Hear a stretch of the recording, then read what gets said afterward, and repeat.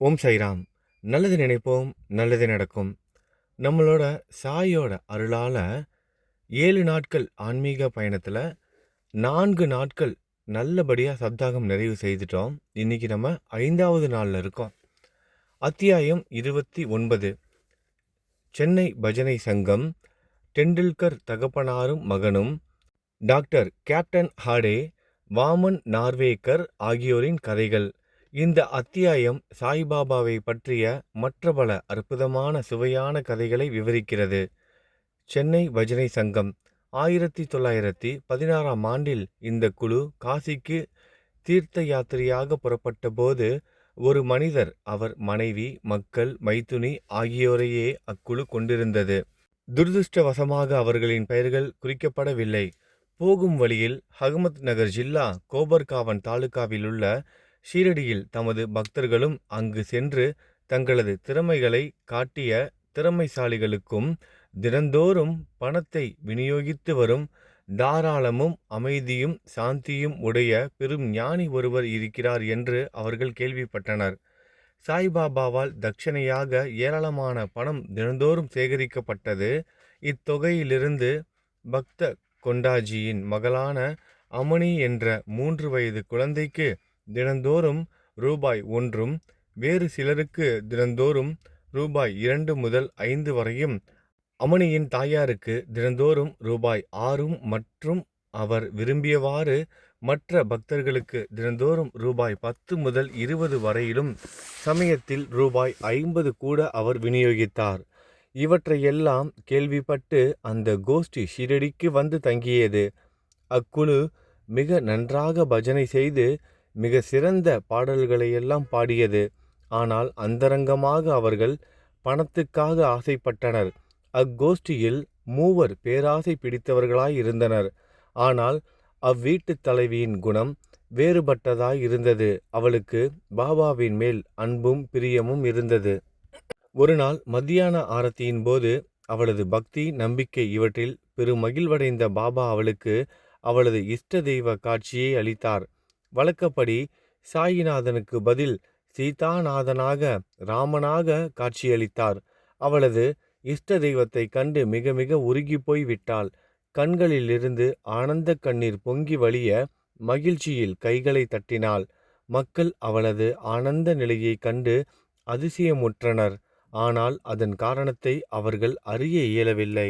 பின்னர் மாலை பொழுதில் எல்லாவற்றையும் அவள் தன் கணவனுக்கு விளக்கினாள். சாய்பாபாவுக்கு பதிலாக அவள் எங்கனம் ராமரை கண்டாள் என அவள் கூறினாள். மிகுந்த எளிமையும் பக்தியும் உடையவளாதலால் அது அவளது மன பிராந்தியே என அவர் நினைத்தார். மற்றவர்கள் எல்லாம் சாய்பாபாவை பார்த்து கொண்டிருக்கும்போது நீ மட்டும் ராமனை காண்பதாவது என்று அவர் அவளை கேலி செய்தார். அவளது மனம் அமைதியாகவும் சாந்தமாகவும் இருந்தபோதெல்லாம் அடிக்கடி ஸ்ரீராம தரிசனத்தை கண்டாள். ஆதலால் அவள் இக்கூற்றுக்கு செவிசாய்க்கவில்லை. அற்புத காட்சி. இம்மாதிரியாக எல்லாம் நடந்து கொண்டிருந்த போது ஒரு நாள் இரவு அவள் கணவர் தன் கனவில் அற்புத காட்சி ஒன்றை கண்டார். அது கீழ்வருமாறு: ஒரு பெரிய நகரத்தில் இருக்கிறார். போலீஸ் அவரை கைது செய்து கைகளை கட்டி லாக்கப்பில் வைத்திருக்கிறது. போலீஸ் நன்றாக அழுத்தி கட்டி கொண்டிருக்கும் போது ஜெயிலுக்கு வெளியில் சாய்பாபா அமைதியாக நின்று கொண்டிருப்பதை காண்கிறார். பாபா இவ்வளவு அருகில் இருப்பதை கண்டு வெளிப்படையான குரலில் அவரிடம், உமது புகழை கேள்விப்பட்டு நான் உமது திருவடிகளையே வந்தேன். தாங்களே நேரில் நின்று கொண்டிருக்கும் போது எனக்கு இந்த கேடு ஏன் நிகழ வேண்டும் என வினவுகிறார். பாபா, உனது கர்மத்தின் விளைவை நீ அனுபவித்தாக வேண்டும். இந்த பிறவியில் இத்தகைய துர்திருஷ்டத்தை அளிக்கும் விதத்தில் நான் ஏதும் செய்யவில்லையே. பாபா அதற்கு, இப்பிறவியில் இல்லையென்றால் உனது போன பிறவியில் பாவம் செய்து இருப்பாய் என்றார். அதற்கு அவர், எனது முந்தைய பிறவி பற்றி எனக்கு ஏதும் தெரியாது. ஆனால் அப்படியே நான் செய்திருப்பதாகவே வைத்து கொண்ட போதிலும் தங்கள் சாந்தித்தியத்தின் முன்னர் நெருப்பில் வைக்கோல் எறிவதை போன்று ஏன் அவைகள் அழிக்கப்படக்கூடாது? அதற்கு பாபா, உனக்கு அத்தகைய நம்பிக்கை உண்டா? அதற்கு அவர், ஆம். பாபா, உனது கண்களை மூடு. பாபா சொல்கிறார், உனது கண்களை மூடு. அதற்கு அவர் கண்களை மூடியது தான் தாமதம். ஏதோ ஒன்று கீழே விழுந்து பலத்த அடிபடுவது போல் கேட்டது. அவர் கண்களை திறந்தபோது தாம் விடுதலையாகி இருப்பதையும் போலீஸ் இரத்தம் சிந்தி கீழே விழுந்து கிடப்பதையும் கண்டார். மிகவும் பீதியடைந்து பாபாவை அவர் பார்த்தார். அதற்கு பாபா, நீ இப்பொழுது நன்றாக பிடிபட்டு கொண்டாய். இப்போது அதிகாரிகள் வந்து உன்னை கைது செய்வார்கள். அவர் கெஞ்சினார், தங்களை தவிர என்னை காப்பாற்றுவோர் வேறு யாரும் ஒருவரும் இல்லை. எப்படியாவது என்னை காப்பாற்றுங்கள் என்றார். பின்னர் பாபா அவரை மீண்டும் கண்களை மூட சொன்னார். அவர் அதே மாதிரியாக செய்து பின் கண்களை திறந்ததும் அவர் ஜெயிலுக்கு வெளியே விடுதலையாகி இருப்பதையும் பாபா அவர் அருகில் இருப்பதையும் கண்டார். பாபாவின் காலடிகளில் அப்போது அவர் வீழ்ந்தார். இந்த நமஸ்காரத்திற்கும் முந்தைய நமஸ்காரங்களுக்கும் ஏதேனும் வித்தியாசம் உண்டா என்று பாபா கேட்டார். ஏராளமான வித்தியாசம் இருக்கிறது. எனது முந்தைய நமஸ்காரங்களை எல்லாம் தங்களிடமிருந்து பணம் பெறுவதற்காக செய்யப்பட்டன. ஆனால் இந்த நமஸ்காரமோ தாங்கள் கடவுள் என்ற எண்ணத்தில் செய்யப்படுகிறது. அத்துடன் தாங்கள் முஸ்லீமாக இருந்து கொண்டு இந்துக்களை பால்படுத்துவதாக நினைத்தேன். அதற்கு பாபா, முகமதிய கடவுள் மீது உனக்கு நம்பிக்கை இல்லையா? அதற்கு அவர், இல்லை. அதற்கு பாபா சொல்கிறார், பஞ்சா என்ற உலோகத்தாலான கை அடையாளம் உங்கள் வீட்டில் இல்லையா? தாபுத் மொஹரம் சமயத்தில் நீ அதை வழிபடுவது இல்லையா? கல்யாணம் மற்றும் இதர பண்டிகை காலங்களில் நீங்கள் அமைதிப்படுத்தி ஆற்றும் காட்பீபி என்ற மற்றொரு முகமதிய பெண் தெய்வம் உங்கள் வீட்டில் இல்லையா? அதற்கு அவர் இவைகளையெல்லாம் ஒத்துக்கொண்டார். அதற்கு பாபா, உனக்கு வேறென்ன வேண்டும்? அவரது குரு ராம்தாஸின் தரிசனத்தை பெற அவர் மனதில் அவா ஒன்று எழுந்தது. அப்போது பாபா பின்னால் திரும்பி பார்க்க சொன்னார். அவர் திரும்பிய போது ராம்தாஸ் நின்று கொண்டு இருந்தார். அவர் காலடியில் விழப்போன போது ராம்தாஸ் மறைந்து விட்டார்.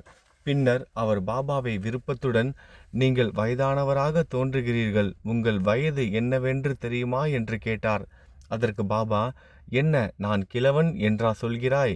என்னோடு ஒரு ஓட்டப்பந்தயம் விட்டு பார்த்துவிட்டு சொல். இதை கூறிவிட்டு பாபா ஓடத் தொடங்கினார். அவரும் பின்னால் ஓடினார். ஓடும்போது பாபா அவர் தம் பாதத்தால் எழுப்பிய தூசியில் மறைந்து விட்டார். அவரும் கண் விழித்தார். விழித்த பின் கனவு காட்சியை பற்றி அவர் தீவிரமாக சிந்தித்தார். அவரது மனோபாவனை முற்றிலுமாக மாறிவிட்டது. பாபாவின் பெருமையை அவர் உணர்ந்து கொண்டார். இதன் பின் அவரது பறிக்கும் குணமும் சந்தேகமும் மறைந்து ஒளிந்தன. பாபாவின் பாதாம்புயத்தில் உண்மையான பக்தி அவருக்கு ஏற்பட்டது. இக்காட்சி கனவுதான், ஆனால் கேட்கப்பட்ட வினாவிடைகள் மிகவும் விறுவிறுப்பானதும் பொருள் செறிந்ததும் ஆகும்.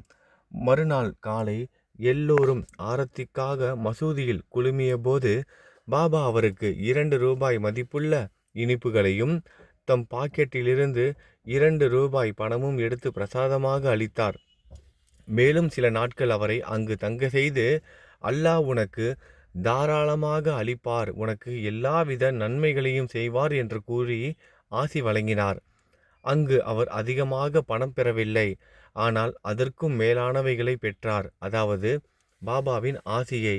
அது அவருக்கு தொடர்ந்து நன்மையளித்து வந்தது. பின்னால் அக்கோஷ்டிக்கு ஏராளமான பணம் கிடைத்தது. அவர்களது பிரயாணம் வெற்றிகரமாக முடிவடைந்தது. அவர்கள் பிரயாணத்தின் போது எவ்வித அசௌகரியமோ தொல்லையோ ஏற்படவில்லை. பாபாவின் அருளால் எய்திய ஆனந்தத்தையும் ஆசிகளையும் நினைத்தவாறே பத்திரமாகவும் சௌக்கியமாகவும் வீடு திரும்பினார். டெண்டுல்கர் குடும்பம். பாந்த்ராவில் டெண்டுல்கர் என்னும் குடும்பம் ஒன்று இருந்தது. அதன் உறுப்பினர்கள் எல்லோரும் பாபாவிடம் பக்தி பூண்டவர்களாக வாழ்ந்து வந்தனர். ஸ்ரீ சாய்நாத் பஜன்மாலா என்னும் 800 செயல்கள் கொண்ட ஒரு நூலை திருமதி சாவித்ரிபாயி டெண்டுல்கர் பதிப்பித்து இருக்கிறார். அது பாபாவின் லீலைகளை எல்லாம் விளக்குகிறது. பாபாவை பற்றி ஆர்வம் கொண்டோர் எல்லோரும் படிக்க உகந்த நூல் அது. பாபு டெண்டுல்கர் என்னும் அவர்களது புதல்வன் இரவும் பகலும் அரும்பாடுபட்டு படித்து கொண்டு இருந்தான். அவன் மருத்துவ பரீட்சைக்கு செல்ல வேண்டும்.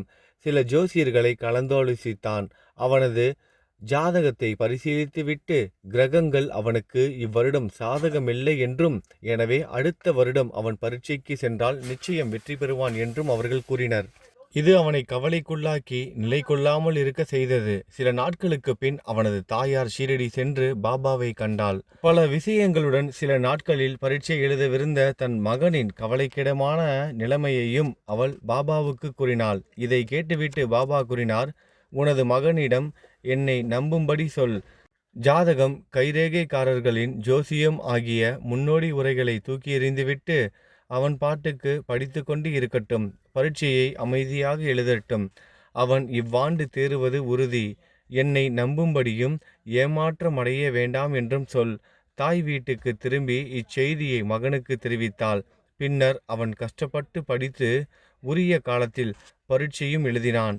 எழுதும் பேப்பர்களை அவன் நன்றாக செய்து இருந்தான். ஆனால் சந்தேகத்தால் பீடிக்கப்பட்டு பாஸ் செய்வதற்கு போதுமான மார்க்குகள் தான் பெறப்போவதில்லை என்று எண்ணினான். எனவே வாய்மொழி பரீட்சைக்கு ஓரல் போவதை பற்றி அவன் கவலைப்படவில்லை.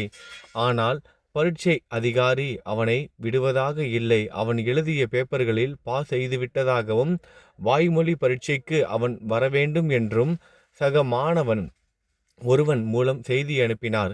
இவ்வாறாக அவன் பரீட்சையில் தேறுவதற்கு ஊக்குவிக்கப்பட்டு இரண்டிலுமே வெற்றியடைந்தான். கிரகங்கள் அவனுக்கு எதிராக இருந்தபோதிலும் பாபாவின் அருளால் அவன் இவ்வாறாக வெற்றி பெற்றான். ஐயங்களும் கஷ்டங்களும் நம்மை சற்றே அசைத்து நம்பிக்கையை உறுதிப்படுத்தவே சூழ்கின்றன என்பதை இங்கே அறிய வேண்டும். நாம் வாழ்க்கையில் சோதனைக்குள்ளாக்கப்படுகிறோம். முழு நம்பிக்கையுடன் பாபாவை பற்றி கொண்டு நமது முயற்சிகளை தொடர்ந்து செய்வோமேயானால் நமது முயற்சிகள் அனைத்தும் முடிவாக வெற்றி முடி சூடப்பெறும். இப்பையனின் தந்தையாரான ரகுநாத் ராவ் பம்பாயில் உள்ள வெளிநாட்டு வாணிப கம்பெனி ஒன்றில் பணியாற்றி வந்தார். வயதாகி விட்டபடியால் அவரால் வேலையை சரியாக செய்ய இயலவில்லை.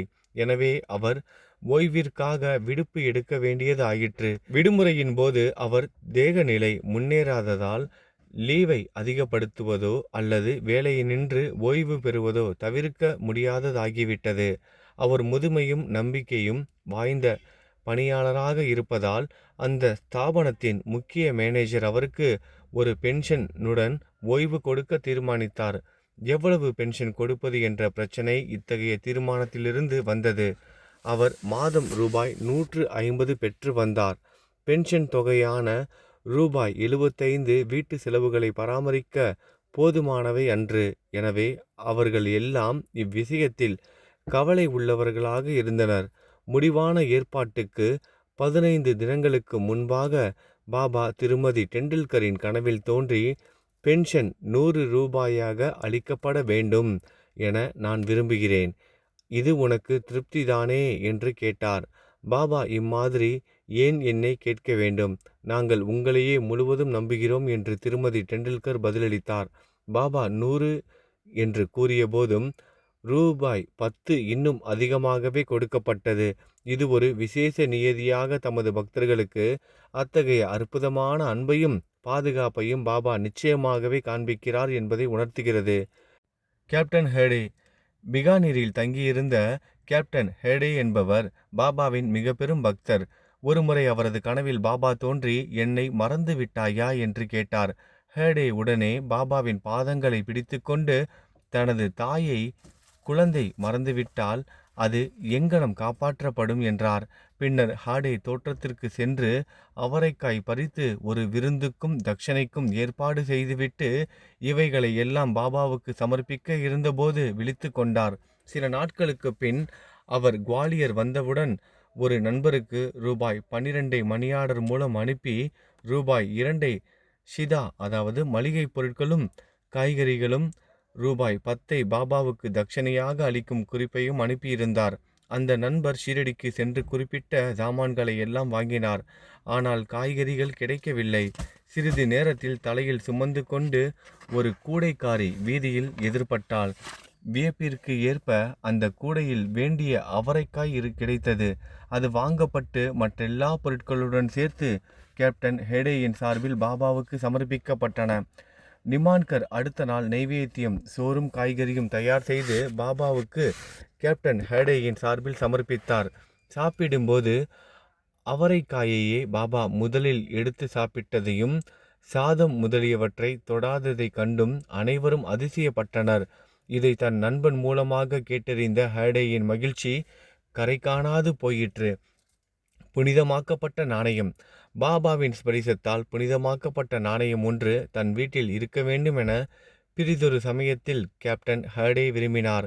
ஷீரடிக்கு போய்க் கொண்டிருந்த நண்பர் ஒருவரை சந்தித்தார். அவரிடம் தமது நாணயத்தை அனுப்பினார். அந்த நண்பர் ஷீரடிக்கு சென்று நமஸ்கரித்த பின் முதலில் தமது ரூபாயை தட்சணையாக அவர் பாபாவுக்கு அளித்தார். அதை அவர் வாங்கி சட்டை பையில் போட்டுக்கொண்டார். பின் நண்பர் ஹேடேயின் நாணயத்தை கொடுத்தார்.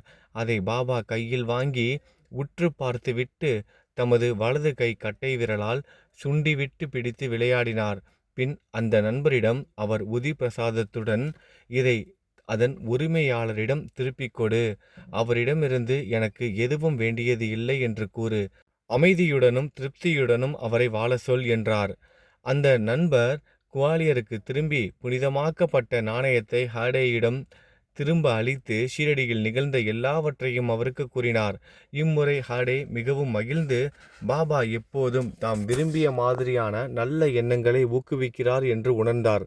பாபாவும் அதையே முறையாக நிறைவேற்றினார். வாமன் நார்வேகர். இப்போது வாசகர்கள் மற்றும் ஒரு கதையை கேளுங்கள். வாமன் நார்வேகர் என்று அழைக்கப்படும் மனிதர் ஒருவர் பாபாவை மிகவும் நேசித்தார். அவர் ஒருமுறை சில நாணயம் கொண்டு வந்தார். அதன் ஒரு பக்கத்தில் ராமர், சீதா, லக்ஷ்மணர் ஆகியவரின் உருவங்களும் மற்றும் ஒரு பக்கத்தில் கூப்பிய கரங்களுடன் ஆஞ்சநேயர் உருவமும் பொறிக்கப்பட்டு இருந்தது. அதை பாபா தமது ஸ்பரிசத்தால் புனிதப்படுத்தி புதியுடன் திருப்பி அளிக்க வேண்டும் என்ற எண்ணத்தில் பாபாவுக்கு அதை அவர் அளித்தார். ஆனால் பாபா உடனே அதை தம் பாக்கெட்டிற்குள் போட்டு கொண்டு விட்டார். வாமன் ராவின் எண்ணத்தை ஷாமா பின்னர் பாபாவுக்கு தெரிவித்து அதை திருப்பி அளிக்க வேண்டினார். பாபா பின்னர் வாமன் ராவின் முன்னிலையில் இவ்வாறு பேசினார். அது ஏன் அவருக்கு திருப்பி அளிக்கப்பட வேண்டும்? அதை நாமே தான் வைத்துக்கொள்ள வேண்டும். அதற்காக ரூபாய் 25 கொடுத்தாரே ஆனால் அது திருப்பி அளிக்கப்படும். வாமன் ராவ் ரூபாய் 25 சேகரித்து அவற்றை பாபாவின் முன்னிலையில் வைத்தார். பின்னர் பாபா அந்த நாணயத்தின் மதிப்பு 25 ரூபாயை விட மிக மிக அதிகமாகும். ஷாமா, இந்த ரூபாயை எடுத்து உமது ஸ்டோரில் வைத்துக்கொள். நாணயத்தை உனது பூஜை அறையில் வைத்து வழிபாடு என்றார். பாபா இம்மாதிரியான செயலை ஏன் பின்பற்றினார் என்பதை கேட்க ஒருவருக்கும் தைரியமில்லை. ஒருவருக்கும் எது மிக சிறந்தது, மிக பொருத்தமானது என்பதை பாபா மட்டுமே அறிவார். ஸ்ரீ சாயியை பணிக. அனைவருக்கும் சாந்தி நிலவட்டும். அத்தியாயம் 30. வணியை சேர்ந்த காக்காஜி வைத்தியா, பம்பாயை சேர்ந்த பஞ்சாபி ராம்லால். இவ்வத்தியாயத்தில் ஷீரடிக்கு இழுக்கப்பட்ட இன்னும் 2 அடியவர்களை பற்றி விவரிக்கப்பட்டிருக்கிறது. முன்னுரை. கருணையின் இருப்பிடமாம் ஷீரடி சாயிராம் தம் அடியவர்களின் பாசமும் அளவில்லா நேசமும் காட்டி அவருடைய வெறும் தரிசனத்தினாலேயே சம்சார வாழ்க்கையில் அவர்களுக்குள்ள பயத்தை போக்குகிறார். அவர்களின் பெருங்கேடுகளை அளிக்கிறார். அவர் முதலில் அருவமாயிருந்தார். ஆயின் தம் அடியவர்களின் பக்தியின் பொருட்டு ஓர் உருவத்தை எடுக்க வேண்டியவரானார்.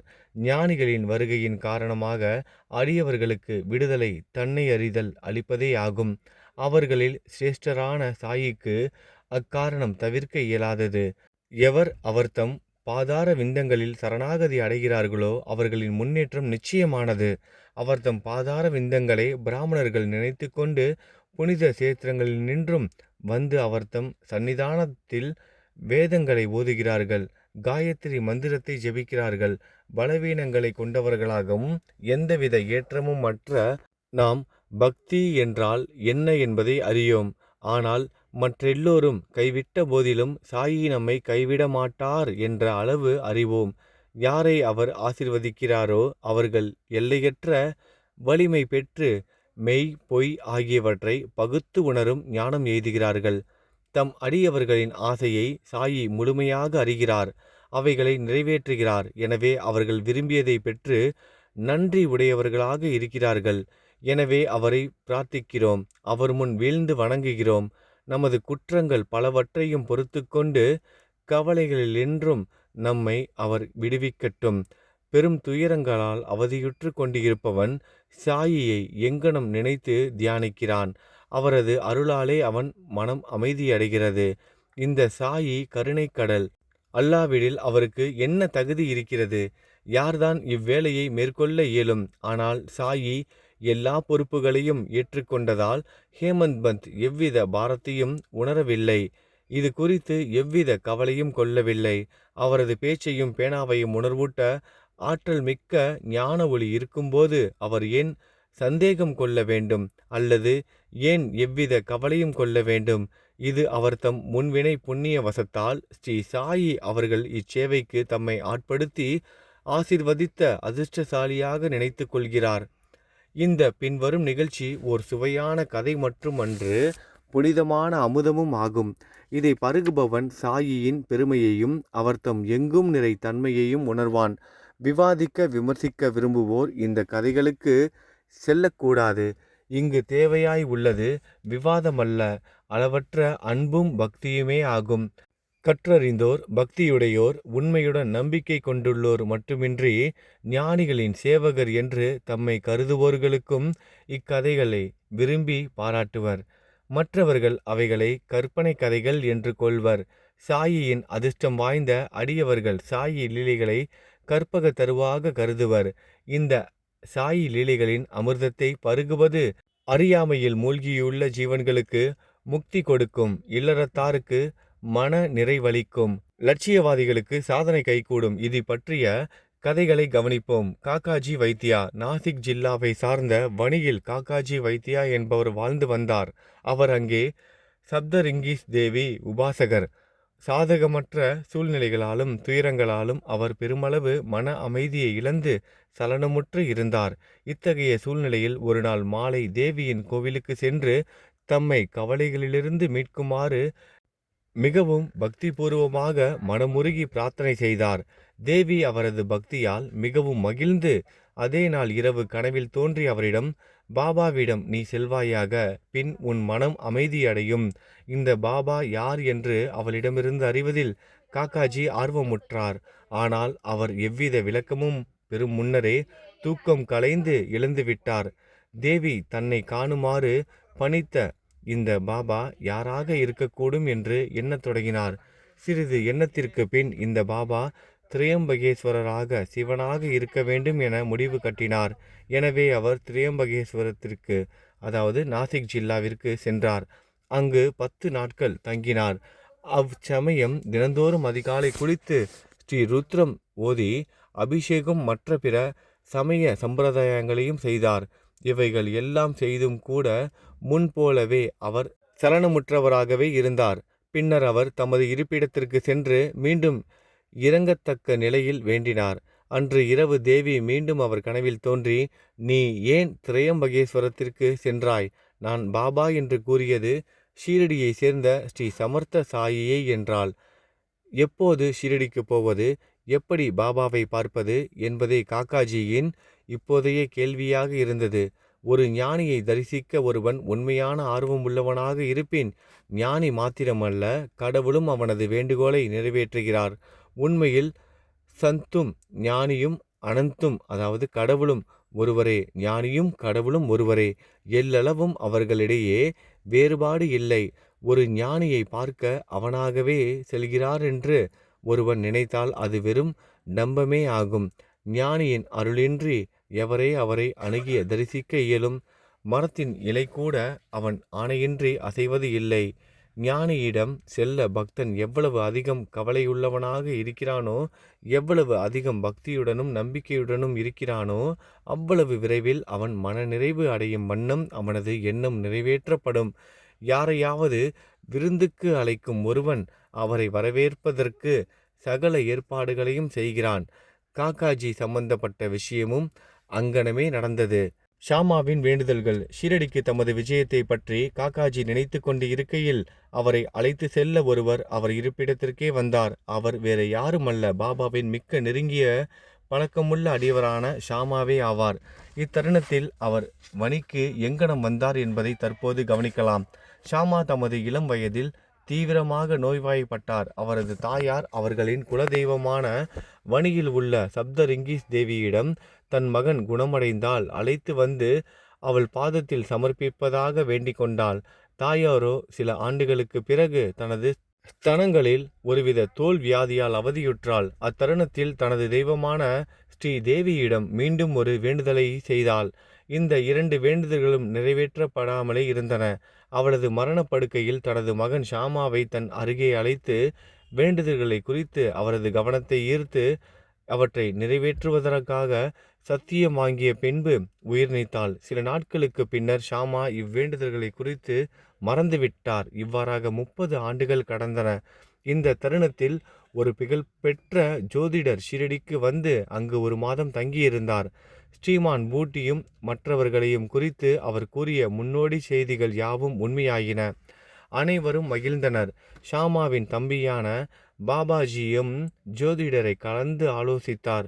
அப்போது அவரது தாயாரின் வேண்டுதல்களை அவரின் அண்ணன் அவளின் மரண படுக்கையில் நிறைவேற்றுவதாக வாக்களித்து இன்னும் நிறைவேற்றப்படவில்லை. எனவே கடவுள் அவர்கள் மீது மகிழ்வுறாமல் அவர்களுக்கு துன்பங்களை அளித்து கொண்டு இருக்கிறார் என்று கூறினார். பாபாஜி இதை தன் அண்ணனிடம் கூறவும் அவர் நிறைவேற்றப்படாத வேண்டுதல்களை நினைவு கூர்ந்தார்.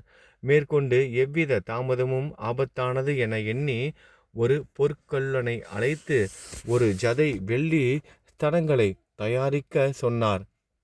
பின்னர் அவர் மசூதிக்கு சென்று பாபாவின் முன்னால் வீழ்ந்து பணிந்து அவர் முன்னர் 2 வெள்ளி ஸ்தனங்களையும் வைத்து ஏற்றுக்கொண்டு தம்மை வேண்டுதல்களிலிருந்து விடுவிக்கும்படி, ஏனெனில் பாபாவே ஷாமாவுக்கு சப்தரிங்கி தேவி தெய்வம், வேண்டிக் கொண்டார். சப்தஸ்ரிங்கி கோவிலுக்கு அவரையே போகும்படியும் பாதங்களில் அவரையே சமர்ப்பிக்கும்படியும் பாபா வற்புறுத்தினார். பாபாவின் அனுமதியும் உதியும் பெற்றபின் ஷாமா வணிக்கு புறப்பட்டார். அங்கு அவர் பூசாரியை தேடிக்கொண்டு காக்காஜியின் வீட்டை வந்தடைந்தார். காக்காஜி அப்போதுதான் பாபாவை பார்க்க மிக்க கவலை உள்ளவராக இருந்தார். அந்த தருணத்தில் ஷாமாவும் அங்கு வந்தடைந்தார். இத்தகைய வியத்தகு ஒற்றுமை இது. காக்காஜி அவரை யார் அவர் என்றும் பாபா எப்போது அவர் வந்தார் என்றும் விசாரித்தார். அவர் ஷீரடியிலிருந்து வந்திருக்கிறார் என்றறிந்தவுடன் உடனே அவரை கட்டியணைத்து கொண்டார். அன்பால் அவர் அந்த அளவிற்கு ஆக்கிரமிக்கப்பட்டிருந்தார். பின்னர் அவர்கள் சாயியின் லீலைகளை பற்றி பேசினர். ஷாமாவின் வேண்டுதல்களை நிறைவேற்றிய பின்னர் இருவரும் ஷீரடிக்கு புறப்பட்டனர். காக்காஜி மசூதிக்கு சென்று பாபாவின் பாதத்தில் வீழ்ந்தார். உடனே அவர் கண்கள் குளமாயின. அவர் அமைதியுற்றார். தேவியின் காட்சியின்படி பாபாவை பார்த்தவுடன் அவர் மனம் சலனங்களை இழந்து அமைதியாகவும் அடக்கமாகவும் ஆயிற்று. தமது மனதில் காக்காஜி கண்டவாறு எண்ண ஆரம்பித்தார்.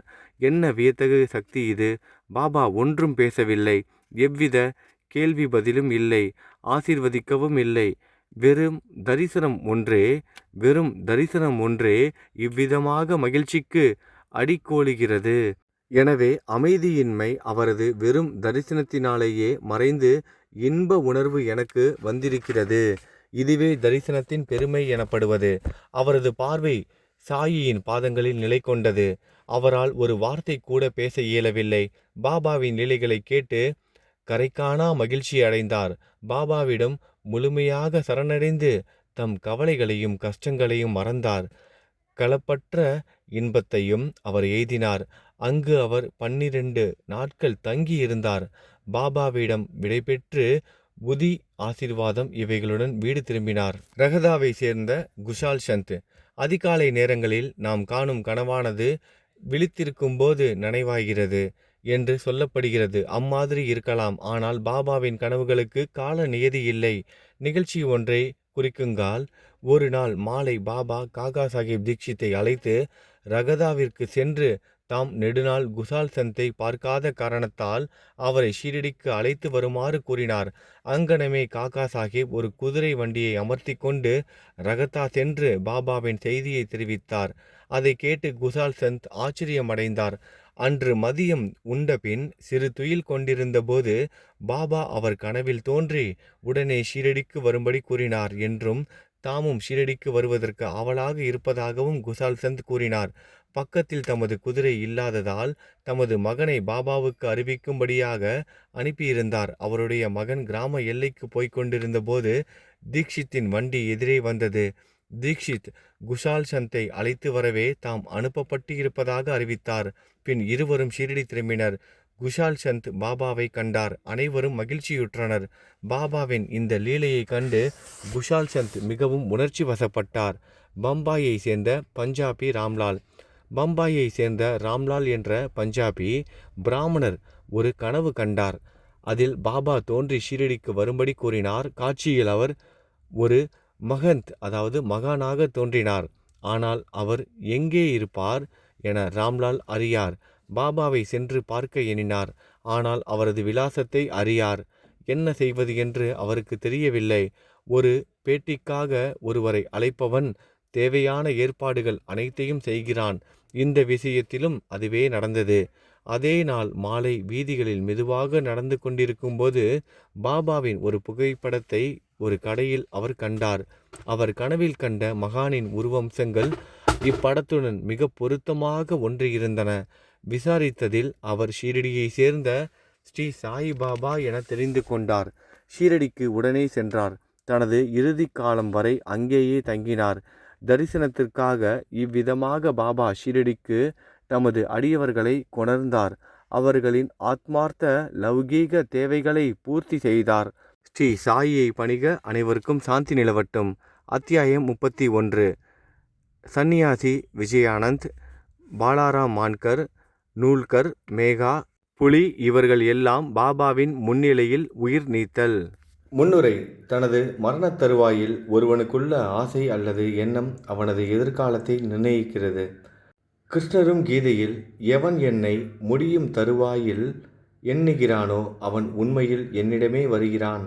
அத்தருணத்தில் வேறு எதையும் பற்றியும் எண்ணுபவன் அவன் விரும்பியபடியே செல்கிறான் என்று கூறுகிறார். நமது கடைசி தருவாயில் ஒரு குறிப்பிட்ட நல்லெண்ணத்தை நினைவில் கொள்ள வேண்டும் என்பதில் நாம் நிச்சயமாக இருக்க முடியாது. இல்லை என்பதை விட பெரும்பாலும் பல்வேறு காரணங்களால் நாம் பயந்து பீதியடைய அதிக வாய்ப்புகள் இருக்கின்றன. எனவே எப்போதாவதோ அல்லது நமது கடைசி தருணத்திலோ கொள்ள வேண்டிய நாம் விரும்புகிற புனித நினைவுகளை நம் மனதில் நிலைப்படுத்த நிலையான பயிற்சி அவசியம். எனவே கிளம்புவதற்கான இறுதி நேரம் வந்தபோது குழப்பம் அடையாமல் இருப்பதற்காக எப்போதும் இறைவனை நினைவு கூர்ந்து அவனது நாமத்தை சதா காலம் உச்சரிக்குமாறு எல்லா ஞானிகளும் போதிக்கிறார்கள். அடியவர்கள் தம்மை தாமே முழுமையாக ஞானிகளிடம் அர்ப்பணித்து விடுகிறார்கள். சர்வமும் அறிந்த ஞானிகள் அவர்களது கடைசி காலத்தில் அவர்களை வழிநடத்தி உதவுகிறார்கள் என்ற நம்பிக்கைதான் அதற்கு காரணம். இம்மாதிரியான சில நிகழ்ச்சிகள் பின்வருமாறு. சந்நியாசி விஜயானந்த். சென்னையை சேர்ந்த விஜயானந்த் என்ற ஞானி மானசரோவருக்கு தீர்த்த யாத்திரை புறப்பட்டார். வழியில் பாபாவின் புகழை கேள்வியுற்று ஷீரடியில் தங்கினார். அங்கு ஹரித்வாரை சேர்ந்த சோமதேவ் சுவாமியை சந்தித்தார். மானசரோவர் பயணத்தை பற்றி அவரிடம் விவரங்கள் விசாரித்தார். கங்கோத்ரிக்கு மேல் மானசரோவர் 500 மைல் உயரத்தில் உள்ளது என்றும் ஏராளமான பனி 50 காத தூரத்திற்கு ஒருமுறை மொழிமாற்றம், வழியில் யாத்ரீகர்களுக்கு ஏராளமாக தொல்லை கொடுக்கும் பூட்டான் மக்களின் சந்தேக குணங்கள் போன்ற யாத்திரையிலுள்ள கஷ்டங்களை விவரித்தார். இதை செவிமடுத்த துறவி மனம் தளர்வுற்றார். தமது விஜயத்தை ரத்து செய்தார். அவர் பாபாவிடம் சென்று சாஷ்டாங்கமாக பணிந்தபோது பாபா கோப வேஷம் அடைந்தார். அந்த உபயோகமற்ற துறவியை துரத்துங்கள், அவரின் நட்பு பயனற்றது. பாபாவின் குணத்தை அத்துறவி அறியார். எனவே சோர்வடைந்தார். ஆயினும் அங்கு அமர்ந்து அங்கேயே நடந்து கொண்டிருந்த நிகழ்ச்சிகளை எல்லாம் கவனித்து கொண்டிருந்தார். அது காலை நேர தர்பார். மசூதியில் கூட்டம் அதிகமாக இருந்தது. பாபா பல்வேறு விதமாக ஆராதிக்கப்பட்டார். சிலர் அவரின் கால்களை கழுவிவிட்டு கொண்டிருந்தனர். சிலர் அவர் கால் கட்டை விரலில் நின்று புனித நீரை எடுத்து மன நிறைவுடன் ஸ்பரிசித்து கொண்டிருந்தனர். சிலர் சந்தனம் பூசினர். சிலர் அவர் தம் புனித மேனிக்கு நறுமணம் தடவினர். குலம், ஆசாரம் இவற்றை மறந்து அனைவரும் வழிபாடு செய்தனர். பாபா அத்துறவியின் மேல் கோபம் கொண்டவராய் இருந்தாலும் அவர் பாபாவின் பால் பாசம் நிரம்பியவராய் மசூதியை விட்டு போகவில்லை. ஷீரடியில் அவர் 2 நாட்கள் தங்கியிருந்தார். சென்னையிலிருந்து அப்போது அவருக்கு தாயார் நோய்வாய்ப்பட்டிருப்பதாக அவருக்கு கடிதம் வந்தது. அவர் மிகவும் மனம் தளர்ந்து தமது தாயார் அருகில் செல்ல விரும்பினார். ஆனால் அவரால் பாபாவின் அனுமதியின்றி செல்ல முடியாது. எனவே தமது கரத்தில் கடிதத்துடன் பாபாவை கண்டு வீடு திரும்ப அனுமதி கேட்டார். வரும் காலத்தை அறிந்த எங்கும் நிறை பாபா அவரிடம், உன்னுடைய தாயாரை நீ இவ்வளவு நேசிக்கும்போது ஏன் துறவியானாய்? சொந்த பந்தங்களும் ஆசாபாசங்களும் காவி உடைக்கு ஒத்து வராது. உன்னுடைய இருப்பிடத்திற்கு சென்று அமைதியாக அமர்ந்து பொறுமையுடன் சில நாட்கள் காத்திரு. வாதாவில் கொள்ளைக்காரர்கள் இருக்கிறார்கள். உனது கதவுகளை நன்றாக தாளிடு. அதிகம் ஜாக்கிரதையாக இரு. திருடர்கள் அனைத்தையும் எடுத்து சென்று விடுவர். செல்வமும் சுபிட்சமும் நிலையற்றவை. இவ்வுடல் அழிவிற்கும் மரணத்திற்கும் உட்பட்டது. இதை உணர்ந்து இம்மை மறுமை பொருட்களின் மீதுள்ள பற்று அனைத்தையும் விட்டுவிட்டு உனது கடமையை செய்.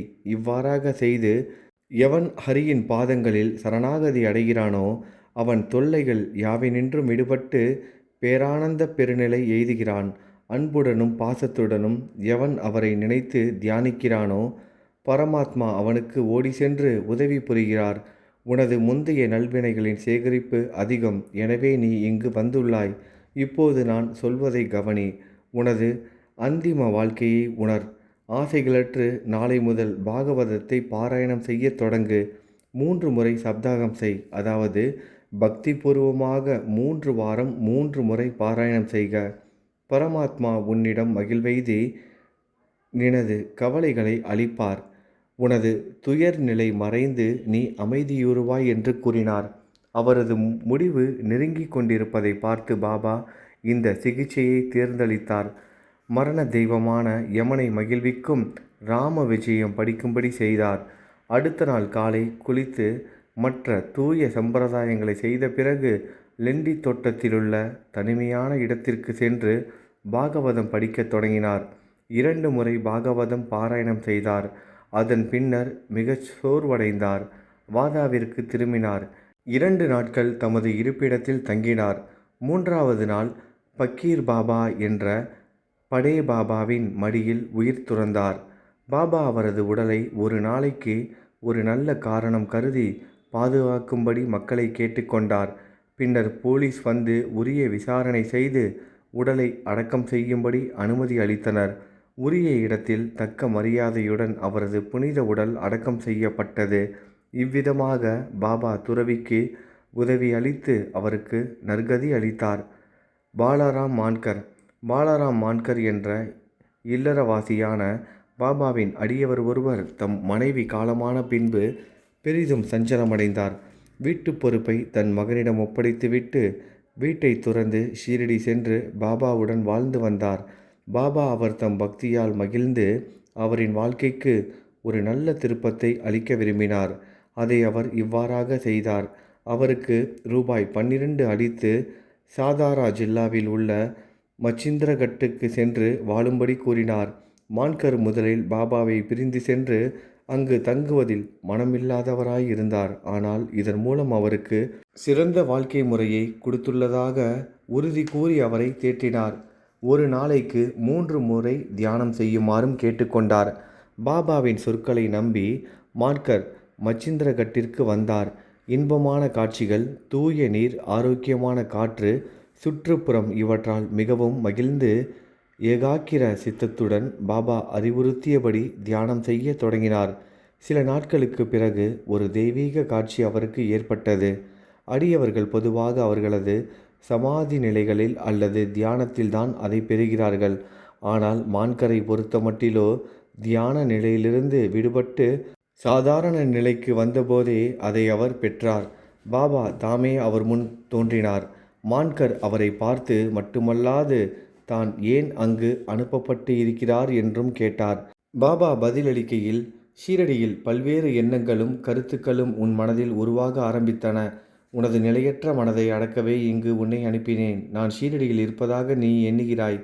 பஞ்சபூதங்களால் ஆனதும் 3/2 முழு நீளமும் ஆனதுமாகிய உடம்பில் நான் வசிக்கிறேன் என்றும் அதற்கு வெளியில் நான் இல்லை என்றும் நீ நினைக்கிறாய்.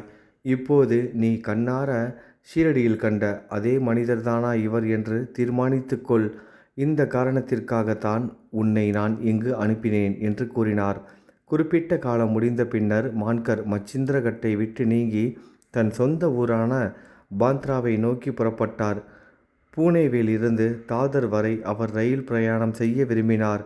ஆனால் அவர் டிக்கெட் பெற புக்கிங் ஆபீஸுக்கு சென்றபோது மிகவும் கூட்டமாக இருப்பதை கண்டார்.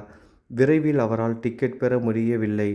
அப்போது தனது இடுப்பில் கோவணத்துடன் ஒரு கிராமவாசி அவர் அருகில் வந்து, நீங்கள் எங்கு போகிறீர்கள் என கேட்டார். மான்கர் தாதருக்கு என்று பதிலளித்தார். அவர், தயவு செய்து என்னுடைய தாதர் டிக்கெட்டை எடுத்துக்கொள்ளுங்கள். இங்கு எனக்கு சில அவசர வேலைகள் இருப்பதால் நான் தாதர் பயணத்தை ரத்து செய்துவிட்டேன் என்று சொன்னார். மான்கர் டிக்கெட்டை பெற்றுக்கொள்வதில் பெருமகிழ்ச்சி அடைந்தார். பணத்தை தம் பையிலிருந்து எடுத்து கொண்டிருக்கும்போது அந்த கிராமவாசி கூட்டத்தில் மறைந்து விட்டார். மான்கர் அவரை கூட்டத்தில் தேடியும் பயனில்லை.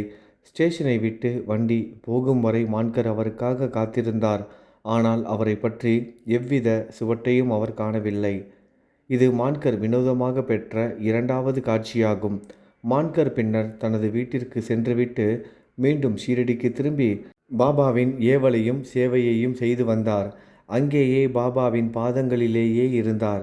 பாபாவின் முன்னிலையிலேயே அவருடைய ஆசீர்வாதங்களுடனேயே இந்த உலகத்தை துறக்கும் நல்ல அதிர்ஷ்டம் படைத்து இருந்தார். தாத்தியா சாஹேப் நூல்கர். தாத்தியா சாஹேப் குறித்து ஷீரடியில் உயிர் நீத்தார் என்று மட்டுமே ஹேமந்த் பந்த் குறிப்பிட்டு உள்ளார். சாய்லீலா சஞ்சகையில் அவரை பற்றி வெளியானதன் சுருக்கம் இங்கு தரப்படுகின்றது. 1909ஆம் ஆண்டு நானா சாஹேப் அங்கு மம்லதாராக இருக்கும்போது பண்டரிபுரத்தில் தாத்தியா சாஹேப் ஒரு சப் ஜட்ஜாக இருந்தார். இருவரும் அடிக்கடி சந்தித்து பேசினர். தாத்தியா சாஹேப் ஞானிகளை நம்புவது இல்லை. ஆனால் நானா சாஹேப் அவர்களை விரும்பினார். சாய்பாபாவின் லீலைகளை நானா சாஹேப் அவருக்கு கூறினார். ஷீரடிக்கு சென்று சாய்பாபாவை பார்க்க அவரை வற்புறுத்தினார். முடிவாக 2 நிபந்தனைகளின் பேரில் ஷீரடிக்கு போக சம்மதித்தார். ஒரு பிராமண சமயக்காரர் அவருக்கு கிடைக்க வேண்டும். அன்பளிப்பிற்காக நல்ல நாக்பூர் ஆரஞ்சுகளை பெற வேண்டும். இவ்2 நிபந்தனைகளும் தெய்வாதீனமாக நிறைவேறின. நானா சாஹேப்பிடம் சேவைக்காக ஒரு பிராமணர் வந்தார். அவர் தாத்தியா சாஹேப்பிடம் அனுப்பப்பட்டார். தாத்தியா சாஹேப் 100 அழகிய ஆரஞ்சு பழங்கள் அடங்கிய பார்சலை பெற்றார். அனுப்பியவர் யார் என்று தெரியவில்லை. நிபந்தனைகள் நிறைவேற்றப்பட்டதால் தாத்தியா சாஹேப் ஷீரடிக்கு போக வேண்டியது ஆயிற்று. முதலில் பாபா அவரிடம் மிகவும் கோபாவேசம் அடைந்தார். ஆனால் படிப்படியாக தாத்தியா சாஹேப் தமது அனுபவங்களால் பாபா கடவுள் அவதாரமே என்று உறுதி பெற்றார். பாபாவிடம் அத்தகைய அன்பு பூண்டு தனது மரணம் வரை அங்கேயே தங்கினார். அவருடைய முடிவு நெருங்கி கொண்டிருக்கும் போது அவரிடம் புனித வேதங்கள் படிக்கப்பட்டன. முடியும் தருவாயில் பாபாவின் பாத தீர்த்தம் கொண்டு வரப்பட்டு குடிப்பதற்காக அவரிடம் தரப்பட்டது. பாபா அவருடைய மரணத்தை கேள்விப்பட்டு, ஓ தாத்தியா, நம்மை விட்டு சென்று விட்டார், அவர் மீண்டும் பிறக்க மாட்டார் என்றார். மேகாவின் கதை முன்னாலேயே 28ஆம் அத்தியாயத்தில் விளக்கப்பட்டு இருக்கிறது. மேகா இறந்த பின்பு கிராமத்தார் எல்லோரும் சவ ஊர்வலத்தில் கலந்து கொண்டனர். பாபாவும் அவர்களுடன் கூட சென்று மலர்களை மேகா உடல் மீது பொழிந்தார். சடங்குகள் செய்யப்பட்ட பிறகு சாதாரண மனிதர்களைப் போன்று பாபாவின் கண்களிலிருந்தும் நீர் வழிந்தது. பெரும் துக்கத்தாலும் கவலையாலும் பிடிக்கப்பட்டிருப்பதாக காணப்பட்டார். பின்னர் அவரது உடம்பை மலரால் மூடி நெருங்கிய உறவினரைப் போல் அழுத பின்பு பாபா மசூதிக்கு திரும்பினார். மனிதர்களுக்கு பல ஞானிகள் சத்கதி அளிப்பது கண்ணுறப்பட்டு இருக்கிறது. ஆனால் சாய்பாபாவின் பெருமை ஒப்புமையற்றது. புலி பாபா சமாதியடைவதற்கு 7 நாட்களுக்கு முன் ஷீரடியில் ஒரு வியத்தகு சம்பவம் நிகழ்ந்தது. ஒரு கிராமப்புற வண்டி வந்து மசூதிக்கு முன்னால் நின்றது. தனது பயங்கர முகம் வண்டியின் பின்புறம் நோக்கி திரும்பியிருக்க, இரும்பு சங்கிலிகளால் பிணைக்கப்பட்டுள்ள ஒரு புலி வண்டியில் இருந்தது. அது ஏதோ ஒரு நோயால் அல்லது பயங்கர துன்பத்தால் அவதியுற்று கொண்டிருந்தது. அதனுடைய காவலர்களான 3 தெர்வசிகள் அதை ஊர் ஊராக எடுத்து சென்று காண்பிப்பதன் மூலம் பொருளீட்டி வந்தனர். அதுவே அவர்களின் ஜீவனோபாயமாகும். அந்த புலி அனுபவித்து கொண்டிருக்கும் வேதனைகளிலிருந்து அதை விடுவிக்க, குணமளிக்க அவர்கள் எடுத்துக்கொண்ட பலவித சிகிச்சை முறைகளும் பலனற்றதாய் போய்விட்டன. அப்போது அவர்கள் பாபாவின் புகழை கேள்வியுற்று மிருகத்துடன் அவரை பார்க்க வந்தனர். தங்கள் கைகளில் சங்கிலியுடன் அதை அவர்கள் கீழிறக்கி கதவு அருகில் அதை நிற்கும்படி செய்தனர்.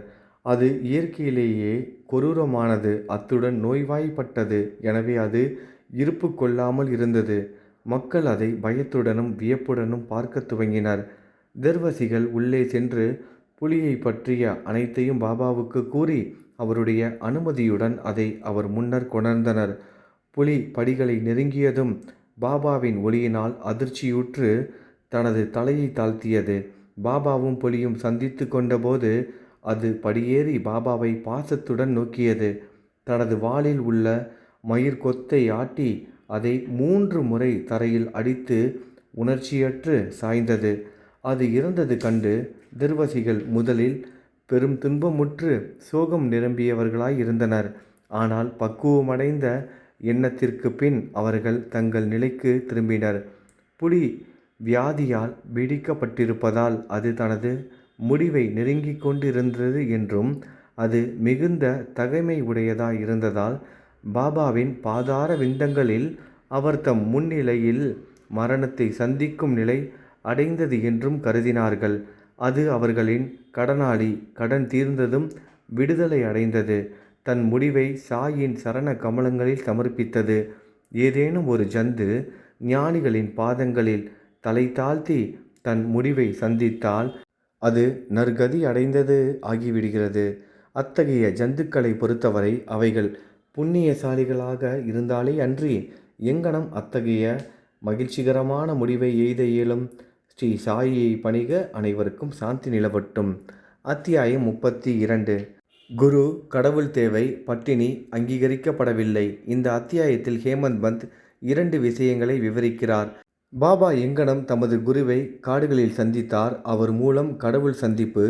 3 நாட்கள் விரதமிருக்க எண்ணிய திருமதி கோகலேயை எங்கனம் பாபா பூரண போலியை சாப்பிட செய்தார். முன்னுரை. முதலில் கண்ணுக்கு தெரியும் சம்சார வாழ்க்கையை ஹேமந்த் பந்த் ஆலமரத்துடன் ஒப்பிடுகிறார். கீதையின் சொற்களில் வேர் மேலும் கிளைகள் கீழும் என்பதாக அதன் கிளைகள் மேலும் கீழும் பரவுகின்றன, குணங்களால் போஷிக்கப்படுகின்றன. அதன் துளிர்கள் புலன்களாகின்றன. அதன் வேர்கள் செயல்களாக மனிதர்களின் இவ்வுலகம் வரை நீண்டிருக்கின்றன. உலகத்தில் அதன் ரூபமோ முடிவோ ஆரம்பமோ அல்லது அதன் பற்றுக்கோடோ தெரியாது. வலிமையான வேர்கள் உள்ள இவ் ஆலமரத்தை பற்றின்மை என்னும் கூரிய ஆயுதத்தால் வெட்டுவதன் மூலம் அதற்கப்பாலுள்ள பாதையை ஒருவன் தேட வேண்டும். அதில் செல்பவன் திரும்பி வருதல் கிடையாது. இப்பாதையில் செல்வதற்கு நல்ல வழிகாட்டியின் குருவின் உதவி இன்றியமையாதது. ஒருவன் எவ்வளவுதான் கற்று அறிந்தவனாய் இருப்பினும், வேதாந்தங்களில் எவ்வளவுதான் ஆழ்ந்த அறிவு உடையவனாக இருப்பினும் தனது பயண முடிவை அவன் பத்திரமாக சென்றடைய முடியாது. வழிகாட்டி ஒருவர் அவனுக்கு உதவ அங்கிருந்தால் சரியான வழியை காண்பித்து பயணத்தின் போது இடர்கள், குழிகள், கொடிய மிருகங்கள் இவற்றை ஒதுக்கி செல்ல முடியும். பயணமும் இலகுவானதாகிவிடும். இவ்விஷயத்தில் பாபாவின் சொந்த அனுபவமாக அவர் சொன்ன கதை உண்மையில் ஆச்சரியமானது. கேட்டறியும் போது நம்பிக்கை, பக்தி, ரக்ஷனை ஆகியவற்றை அளிக்கிறது. தாகம். ஒருமுறை எங்களில் 4 மத சாஸ்திரங்களையும் மற்ற புத்தகங்களையும் படித்து கொண்டு இருந்தோம். இவ்வாறாக உற்சாகம் பெற்று பிரம்மத்தின் குணத்தை பற்றி விவாதிக்க தொடங்கினோம். எங்களுள் ஒருவர் அவரவர் ஆன்மாவை தத்தம் ஆன்மாவிலேயே உயர்த்த வேண்டும் என்றும் பிறரை நம்பக்கூடாது என்றும் கூறினார். இதற்கு 2வது நபர், யார் மனதை கட்டுப்படுத்துகிறானோ அவன் ஆசீர்வதிக்கப்பட்டவன். எண்ணங்கள், யோசனைகள் இவற்றிலிருந்து நாம் விடுபட்டவர்களாக இருக்க வேண்டும். நாம் இல்லாமல் இவ்வுலகத்தில் ஒன்றும் கிடையாது என்றார். 3வது நபர், உலகம், தோற்றம் எப்போதும் மாறிக்கொண்டே இருக்கும். அருவமே நிலைத்தது, முடிவற்றது. எனவே நாம் நிலையான நிலையற்றவற்றை பகுத்துணர வேண்டும். 4வது நபர், பாபா, தீவிரமாக எட்டறிவு பயனற்றது. நமக்கிடப்பட்ட கடமைகளை செய்து குருவின் பாதத்தில் உடல், மனம், 5 பிராணன்கள் இவற்றை சமர்ப்பித்து விட வேண்டும். குருவே கடவுள், சர்வ வியாபி. இவ்வுறுதியான மனநிலை பெறுவதற்கு எல்லையற்ற திட நம்பிக்கை அவசியமாகும். இவ்வாறாக விவாதித்து கொண்டு கற்றறிந்த நாங்கள் நால்வரும் காடுகளில் கடவுளை தேடி அலையத் தொடங்கினோம். அம்மூவரும் அறிவின் துணை கொண்டே சுதந்திரமாக எவர் உதவியுமின்றி தேட முயன்றனர். வழியில் ஒரு வனஜாரி எருமையின் மீது தானியத்தை கொண்டு சென்று விற்பவன் எதிர்பட்டான். வனஜாரி, இப்போது உஷ்ணமாக இருக்கிறது, இங்கே இவ்வளவு தூரம் போகிறீர்கள் நாங்கள் காட்டில் தேடுவதற்கு? வனஜாரி, எதை தேடி நீங்கள் செல்கிறீர்கள்? நாங்கள் அவனுக்கு நம்ப முடியாத மழுப்பும் விதத்தில் ஒரு பதில் கொடுத்தோம். திக்கு திசை தெரியாமல் காட்டில் நாங்கள் அலைந்து கொண்டிருப்பதைக் கண்ட அவன் மனம் இறங்கி, காடுகளை முழுவதும் அறியாமல் திடீரென்று நீங்கள் இப்படி திசை தெரியாமல் அலையக்கூடாது. காடுகள் இடையே நீங்கள் செல்ல விரும்பினால் ஒரு நல்ல வழிகாட்டியை அழைத்து செல்ல வேண்டும். இந்த கடுமையான உச்சி வேளையில் அனாவசியமாக ஏன் அலைந்து கொண்டு இருக்கிறீர்கள்? தேடும் உங்களது இரகசியத்தை நீங்கள் எனக்கு வெளியிட வேண்டாம். ஆயினும் நீங்கள் அமர்ந்து சாப்பிட்டு நீர் குடித்து இளைப்பாறிய பின் செல்லலாம். உள்ளத்தில் எப்போதும் பொறுமையாயிருங்கள் என்று கூறினான்.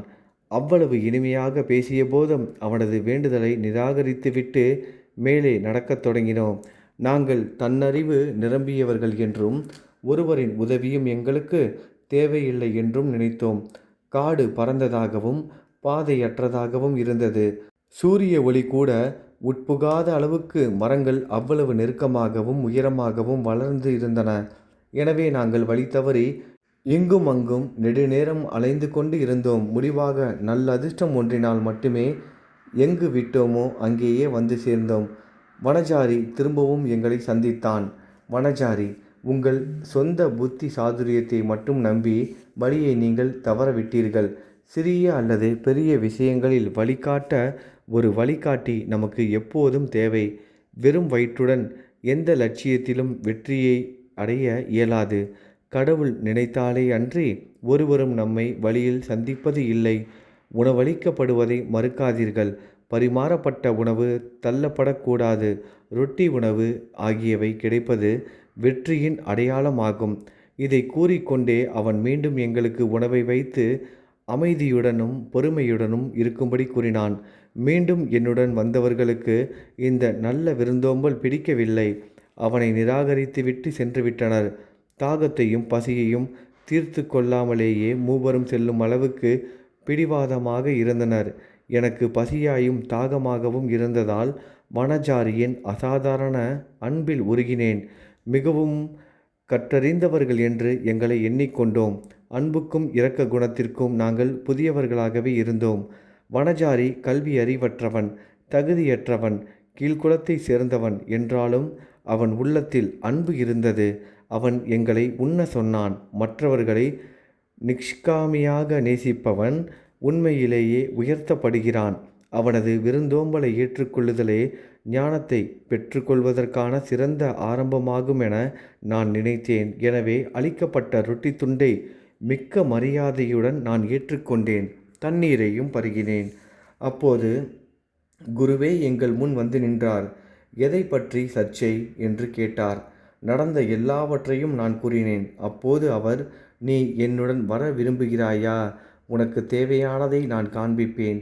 ஆனால் நான் சொல்வதில் நம்பிக்கையுடையவனே வெற்றியடைவான் என்றார்.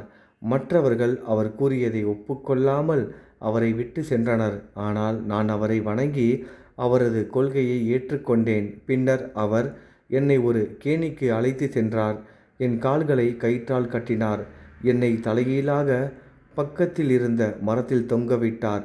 கிணற்று நீர் மட்டத்திலிருந்து 3 அடி உயரத்திற்கு மேலே தொங்கவிட்டிருந்த எனக்கு தண்ணீர் கைகளுக்கோ வாய்க்கோ எட்டவில்லை. இவ்வாறாக என்னை தொங்கவிட்டு அவர் போய்விட்டார். எங்கு போனார் என்பது ஒருவருக்கும் தெரியாது. 4-5 மணி நேரம் கழித்து அவர் திரும்பி வந்தார். என்னை துரிதமாக வெளியில் எடுத்து எப்படி இருந்தது என்று கேட்டார்.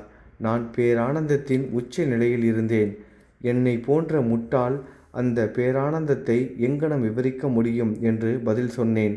இவ்விடையை கேட்டு அவர் மிகவும் மகிழ்ச்சி அடைந்தார். என்னை அவர் பால் இழுத்து தட்டி கொடுத்து என்னை அவரிடம் வைத்து கொண்டார். தாய்ப்பறவை தன் குஞ்சை பேணுதல் போன்று என்னை அன்புடன் கவனித்தார். அவருடைய குருகுலத்தில் என்னை சேர்த்து கொண்டார். எத்தகைய அழகுடையது அது! அங்கே என் பெற்றோர்களை மறந்தேன். பாசத்தை துறந்தேன், எளிதாக விடுவிக்கப்பட்டேன். அவரது கழுத்தை கட்டியணைத்து எப்போதும் அவரையே உற்று நோக்கி கொண்டிருக்க வேண்டும் என்று நினைத்தேன். அவரது ரூபம் எனது கண்மணியில் பதிக்கப்படாவிட்டால் நான் குருடாயிருப்பதே நலம். குருகுலம் அத்தகையது. அதனுள் ஒருமுறை நுழைந்த யாரும் வெறும் கையுடன் திரும்ப இயலாது. எனது வீடு, சொத்து, தாய், தந்தை அனைத்தும் முழுக்க முழுக்க குருவே ஆனார். எனது உணர்வுகள் எல்லாம் தங்கள் இடத்தை விட்டு எனது கண்களிலேயே ஒருமை அடைந்தன. எனது பார்வை அவரை மையமாக கொண்டு இருந்தது. எனது தியானத்தின் ஒரே லட்சியமாக அவர் இருந்தார். அவரை தவிர பிறரை பற்றி நான் உணரவில்லை. இவரே எனது குரு. அவரை தியானம் செய்யும்போது எனது மனமும் புத்தியும் அசையாமல் நின்றுவிட்டன. இவ்வாறாக நான் அமைதியாக இருக்க வேண்டியதாயிற்று. அமைதியுடன் அவரை வணங்க வேண்டியதாயிற்று. நீங்கள் முழுவதும் வேறான காட்சிகளை காணும் மற்ற குருகுலங்கள் உள்ளன. ஞானத்தை பயில்வதற்காக சீடர்கள் அங்கு செல்கிறார்கள். பணம், காலம், உழைப்பு இவைகளை செலவழிக்கிறார்கள். ஆனால் முடிவாக அவர்கள் வருத்தப்பட நேரிடும். அங்கேயுள்ள குரு தனது இரகசிய ஞானத்தை பற்றியும் தனது நேர்மையை பற்றியும் பெருமையடித்துக் கொள்கிறார். தனது புனித தன்மையும் தூய்மையும் அவர் ஒரு காட்சியாக்கி கொள்கிறார். ஆனால் அவர் தன் உள்ளத்தில் பட்சமாய் இல்லை. தனது புகழை பற்றியே அவர் பலப்பட புகழ்ந்து பாடிக்கொள்கிறார்.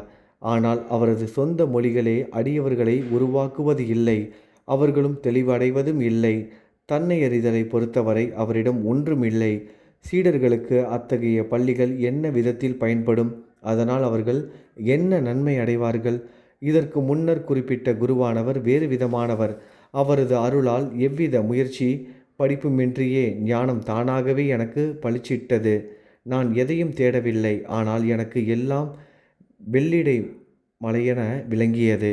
குரு மட்டுமே தலைகீழ் தொங்கவிடுதல் எவ்வாறு மகிழ்ச்சியை கொடுக்கும் என்பதை அறிவார். அந்நான்கு பேர்களுள் ஒருவன் கர்மகர்த்தா. அவனுக்கு எவ்வாறு சில சடங்கு முறைகளை செய்வது அல்லது செய்யாமல் இருப்பது என்று மட்டுமே தெரியும். இரண்டாவது நபர் ஞானி, தனது ஞான பெருமையில் ஊறியவன். மூன்றாவது ஆள் கடவுள் ஒருவரே ஆட்டுவிப்பவர் என்று நம்பி அவரிடம் நம்மை முழுமையாக சரணாக்கிவிட்ட பக்தன். மூவரும் விவாதித்து வாதம் பண்ணி கொண்டு இருக்கையில் கடவுளை பற்றிய கேள்வி எழுந்தது. முறையான வழிகாட்டுதல் இல்லாத அறிவுடன் அவரை தேடிக்கொண்டு போனார்கள். விவேகம், பற்றின்மை இவைகளின் அவதாரமான சாயி நால்வரில் ஒருவர். அவரே பிரம்ம அவதாரமாக இருந்தும் ஏன் அவர்களுடன் சேர்ந்து முட்டாள்தனமாக நடந்து கொள்கிறார் என்று சிலர் கேட்கலாம். மக்கள் நன்மையடைவதற்கும் அவர்கள் தம்மை பின்பற்றும்படி தாம் ஒரு எடுத்துக்காட்டாக இருக்கவுமே அவர் இதை செய்தார். தாமே ஒரு அவதாரமாக இருந்தும் கீழான வனஜாரியை மதித்து உணவே கடவுள் என்ற உறுதியான நம்பிக்கையுடன் அதை ஏற்றுக்கொண்டார். வனஜாரியின் விருந்தோம்பலை ஏற்காதவர்கள் எங்கனம் கஷ்டப்பட்டார்கள் என்றும் குருவின்றி ஞானம் அடைவது இயலாது என்பதையும் அவர் காண்பித்தார். ஸ்ருதி தைத்திரிய உபனிஷதம் நமக்கு மாதா பிதா குருவின் வழிபாட்டையும் புனித கிரந்தங்களை கற்பதையும் கற்பிக்க வேண்டுவதையும் வற்புறுத்துகிறது. இவைகளே நமது மனதை தூய்மைப்படுத்தும். இத்தூய்மை செயல்பட்டாலே ஒழிய தன்னை அறிதல் இயலாதது ஆகும். உணர்ச்சிகளோ மனதோ புத்தியோ ஆன்மாவை எட்டுவது இல்லை. காணுதல், அறிந்து கொள்ளுதல் இவ்விஷயத்தில் நமக்கு உதவாது. குருவின் அருள் ஒன்றே எண்ணப்படுவது ஆகும். நமது வாழ்க்கையின் லட்சியங்களான தர்மம், அர்த்தம், காமம் ஆகியவை நமது முயற்சியாலேயே அடையப்படுகிறது. ஆனால் மோட்சம், விடுதலை குருவின் உதவியாலேயே அடையப்படுகிறது. சாயியின் தர்பாரில் பல மனிதர்கள் தோன்றி தங்கள் பாத்திரத்தை நடித்தார்கள். ஜோசியர்கள் வந்து தங்கள் ஜோசியங்களை கூறினார்கள். இளவரசர்கள், கணவான்கள், ஏழைகள், பணக்காரர்கள், சன்னியாசிகள், யோகிகள், பாடகர்கள் மற்றும் பலரும் தரிசனத்திற்காக வந்தனர். மகார் கீழ்ஜாதியினர் கூட வந்து தனது ஜோகரை வந்தனத்தை தெரிவித்துவிட்டு சாய்பாபாவை தனது மாயி பாபா உண்மையான பெற்றோர் என்கிறார். ஜால வித்தைக்காரன், கோந்தலிகள், வில்லுப்பாட்டுக்காரர்கள், குருடு, நொண்டி, நாத்பந்திகள், பாடகர்கள், நாட்டியக்காரர்கள், விளையாட்டு வீரர்கள் இவ்வாறாக மற்றும் பலரும் வந்தனர். உரிய வரவேற்பு அளிக்கப்பட்டனர். வனஜாரியும் தனது தருணத்தில் தனக்கு கொடுக்கப்பட்ட பாத்திரத்தை நடித்தான். நாம் இப்போது வேறொரு கதைக்கு திரும்புவோம். உண்ணாவிரதமும் திருமதி கோகலேயும். பாபா ஒருபோதும் பட்டினி இருப்பதில்லை, மற்றவர்களையும் பட்டினி இருக்க அனுமதிக்கவில்லை. விரதம் இருப்பவன் மனது அமைதியாயிருப்பதே இல்லை. பின்னர் அவன் எங்கனம் பரமார்த்திகத்தை அடைய முடியும்? வெறும் வயிற்றுடன் கடவுள் அறியப்பட மாட்டார். முதலில் ஆன்மா சாந்தப்படுத்தப்பட வேண்டும். வயிற்றில் உணவின் ஈரம் இல்லையாயின் அவர்தம் புகழை என் நாவுடன் நாம் இசைக்க முடியும்? கடவுளை எந்த கண்களுடன் பார்க்க முடியும்? அல்லது எந்த காதுகளால் தான் அவர் புகழை கேட்க முடியும்? சுருக்கமாக, நமது எல்லா உறுப்புகளும் அவைகளுக்குரிய போஷிப்பை பெற்று நன்றாக இருக்கும்போது கடவுளை அடைவதற்குரிய பக்தி மற்றும் பல சாதனைகளையும் நாம் பெற முடியும்.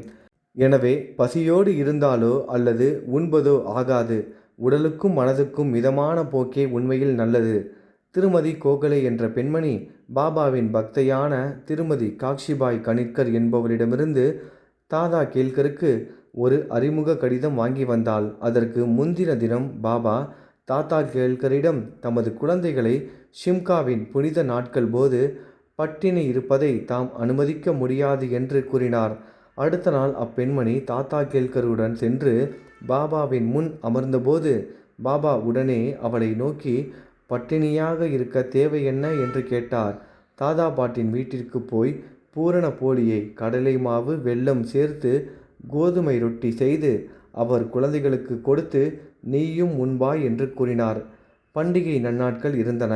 திருமதி கேல்கர் அப்போது வீட்டு விளக்கம் ஆகியிருந்தாள். தாதா பட்டின் வீட்டில் சமையல் செய்ய ஒருவரும் இல்லை.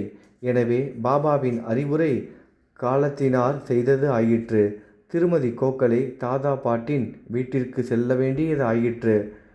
சொல்லியபடி அப்பண்டத்தை செய்ய வேண்டியது ஆயிற்று. அன்றைக்கு அவள் சமைத்து மற்றவர்களுக்கும் போட்டு தானும் உண்டாள்.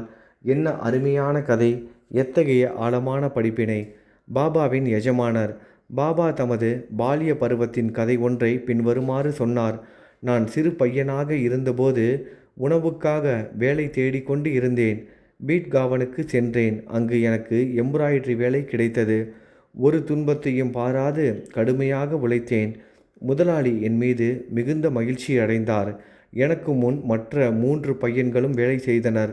முதல்வன் ரூபாய் 50, இரண்டாமவன் ரூபாய் 100, மூன்றாமவன் ரூபாய் 150 பெற்றனர். இவர்களில் மொத்த தொகையைப் போல் 2 பங்கு நான் பெற்றேன். அதாவது ரூபாய் 600 பெற்றேன். எனது புத்தி சாதுரியத்தை கண்ட முதலாளி என்னை நேசித்தார், துதித்தார். முழு ஆடை, தலைக்கு டர்பன், உடம்புக்கு ஷேலா அதாவது ஷால்வை முதலியவற்றை தந்து என்னை கௌரவித்தார். இவற்றை உபயோகிக்காமல் நான் பத்திரமாக வைத்திருந்தேன். எந்த ஒரு மனிதன் அளிப்பதும் நெடுநாள் இருப்பது இல்லை, அது முழுமையடைவதும் அல்ல. ஆனால் எனது எஜமானர் கடவுள் அளிப்பதோ கால முடிவு பரியந்தம் நிலைத்திருக்கும். அவரது வெகுமதியை வேறு எந்த வெகுமதியுடனும் ஒப்பிட முடியாது. எனது எஜமானரே எடுத்துக்கொள் எடுத்துக்கொள் என்கிறார். ஆனால் எல்லோரும் என்னிடம் வந்து கொடு கொடு என்கிறார்கள். நான் கூறுவதன் பொருளை ஒருவரும் கவனத்துடன் பார்ப்பது இல்லை. எனது எஜமானரின் கஜானா நிரம்பி இருக்கிறது, நிரம்பி வழிகிறது. நான் கூறுவதாவது, வண்டி பாரங்களில் இச்செல்வத்தை எடுத்து செல்லுங்கள். சத்தியவதியான தாயாரின் ஆசீர்வதிக்கப்பட்ட மகன் இச்செல்வத்தால் தன்னை நிரப்பிக்கொள்ளட்டும். எனது பக்கீரின் திறமை, எனது பகவானின் லீலை, எனது எஜமானரின் இயற்கையான செயல்வன்மை இவை மிகவும் நூதனமானவை. என்னை பற்றி என்ன? உடம்பு மண்ணுடன் கலந்துவிடும். இந்நேரம் இனிமேல் மீண்டும் வராது. நான் எங்கோ செல்கிறேன், எங்கோ அமர்கிறேன். மாயை என்னை கடுமையாக தொல்லைப்படுத்துகிறது. இருப்பினும் எனது மாந்தர்களுக்காக எப்போதும் நான் ஆசை பூண்டு கவலைப்படுகிறேன். எதையாவது ஆன்மீக முயற்சி செய்யும் ஒருவன் அதன் பலத்தை அறுவடை செய்கிறான்.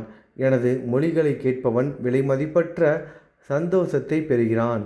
ஸ்ரீ சாயியை பணிக. அனைவருக்கும் சாந்தி நிலவட்டும். அத்தியாயம் 33. உதியின் பெருமை. தேல்கடி. பிளேக் வியாதிகள் குணமாக்கப்படுதல். ஜாம்நகர் அற்புதம். நாராயண் ராவின் வியாதி. பாலாபுவா சுதார். அப்பா சாஹிப் குல்கர்னி, ஹரிபாவ் கர்னிக். சென்ற அத்தியாயத்தில் குருவின் பெருமையை பற்றி நாம் விவரித்தோம். இந்த அத்தியாயத்தில் உதியின் பெருமையை பற்றி விளக்குவோம். முன்னுரை. இப்போது பெரும் ஞானிகளின் முன் தலை தாழ்த்தி வணங்குவோம். அவர்களின் கருணை நிறைந்த கடைக்கண் பார்வைகளே மலை போன்ற பாவங்களை அழித்து நமது ஒழுக்கத்திலுள்ள தீய கரைகளை நீக்கி சீர்படுத்துகிறது. அவர்களின் சாதாரண பேச்சே நல்ல உபதேசத்தை அளித்து நமக்கு அழியாத இன்பத்தை நல்குகிறது. இது எங்களுடையது, அது உங்களுடையது என்ற பாகுபாடு அவர்கள் மனதில் எழுவதே இல்லை. அவர்களது கடனானது இப்பிறவியிலும் இனி வரும் பிறவிகளிலும் நம்மால் திருப்பிக் கொடுக்கப்பட போவதே இல்லை. உதி பாபா அனைவரிடமிருந்தும் தட்சணையை பெற்றார். இவ்வாறாக சேகரிக்கப்பட்ட பணத்திலிருந்து அவர் பெருமளவு தர்மத்திற்கும் மீதியை விறகு வாங்குவதற்கும் செலவழித்தார். அவர் எப்போதும் எரிய விட்டு கொண்டிருந்த துனி என்ற புனித நெருப்பில் விறகை இட்டார். இது நெருப்பிலிருந்து வரும் சாம்பலானது உதி என்று அழைக்கப்பட்டது. பக்தர்கள் ஷீரடியை விட்டு புறப்படும் சமயத்தில் இந்த உதியானது தாராளமாக விநியோகிக்கப்பட்டது. இந்த உதியினால் பாபா குறிப்பிடுவது அல்லது உபதேசிப்பது, இப்பிரபஞ்சத்தில் காணப்படும் நிகழ்ச்சிகள் யாவும் சாம்பலை போன்று நிலையற்ற பொருளே என்பதாகும். பஞ்ச பூதங்களால் அமைக்கப்பட்ட நம் உடம்பானது அவைகளின் எல்லா இன்பங்களையும் துய்த்து முடித்து ஓய்ந்த பின்னர் சாம்பலாக்கப்படும். அவர்களின் உடல் சாம்பலாக்கப்படும் என்ற உண்மையை பக்தர்களுக்கு நினைவூட்டவே பாபா உதியை வழங்கினார். பிரம்மம் ஒன்றே மெய்ப்பொருள் என்பதையும் பிரபஞ்சம் நிலையற்றது என்றும், தந்தை, தாய், மகன் இவர்கள் யாவரும் உண்மையில் நம்முடையவர் அல்ல என்றும் இதனால் உபதேசித்தார். இவ்வுலகத்துக்கு நாம் தனியாக வந்தோம், தனியாகவே உலகை விட்டு போக வேண்டும். உதி பலவிதமான உடல் மன நோய்களை குணப்படுத்தியது என்பது அறியப்பட்டது. இப்போதும் கூட அறியப்பட்டு கொண்டிருக்கிறது. நித்திய அனித்திய வஸ்துக்களை பகுத்துணரும் விவேகம் மற்றும் அனித்திய வஸ்துக்களில் பற்றின்மை முதலியன தத்துவங்களை பாபா அவரது உதி தட்சணையின் மூலம் அடியவர்களின் காதுகளில் ஓத விரும்பினார். முன்னது உதி விவேகத்தையும் பின்னது தட்சணை பற்றின்மையையும் நமக்கு அறிவுறுத்தியது. இவ்விரண்டும் நம்மிடத்தில் இருந்தாலே ஒழிய நாம் சம்சார சாகரத்தை கடக்க இயலாது. எனவே பாபா தட்சணையை கேட்டு பெற்றார். அவர்கள் விடைபெறும்போது உதியை பிரசாதமாக அளித்து அதை அவர்கள் நெற்றியில் இட்டு தமது வரம் நல்கும் கரத்தை அவர்கள் தலைமீது வைத்தார். பாபா மகிழ்வான மனநிலையில் இருக்கும்போது ஆனந்தமாக பாடுவார். அத்தகைய ஒரு பாட்டு உதியை பற்றியதாகும். உதி பாடலின் பல்லவி இவ்வாறானது: ரமதே ராம் ஆவோஜி ஆவோஜி, உதயாங்கி கோனியோ லாவோஜி லாவோஜி. ஓ விளையாட்டு ராமா வாரும் வாரும், உங்களுடன் உதி மூட்டைகளை கொண்டு வாரும் கொண்டு வாரும். பாபா இதனை மிகுந்த தெளிவான இனிமையான குரலில் பாடுவது வழக்கம். உதியை பற்றி ஆன்மீக குறிப்பாக சொல்லப்பட்ட பொருள் இவ்வளவே. அதற்கு தன்னுடையதான லௌகீக தனிமுறை சிறப்பும் கூட உண்டு.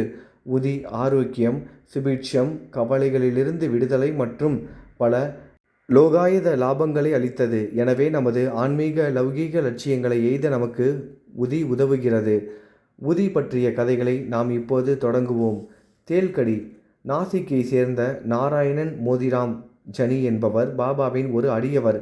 இவர் ராமச்சந்திர வாமன் மோடாக் என்ற பாபாவின் மற்றும் ஒரு அடியவரின் கீழ் வேலை பார்த்து வந்தார்.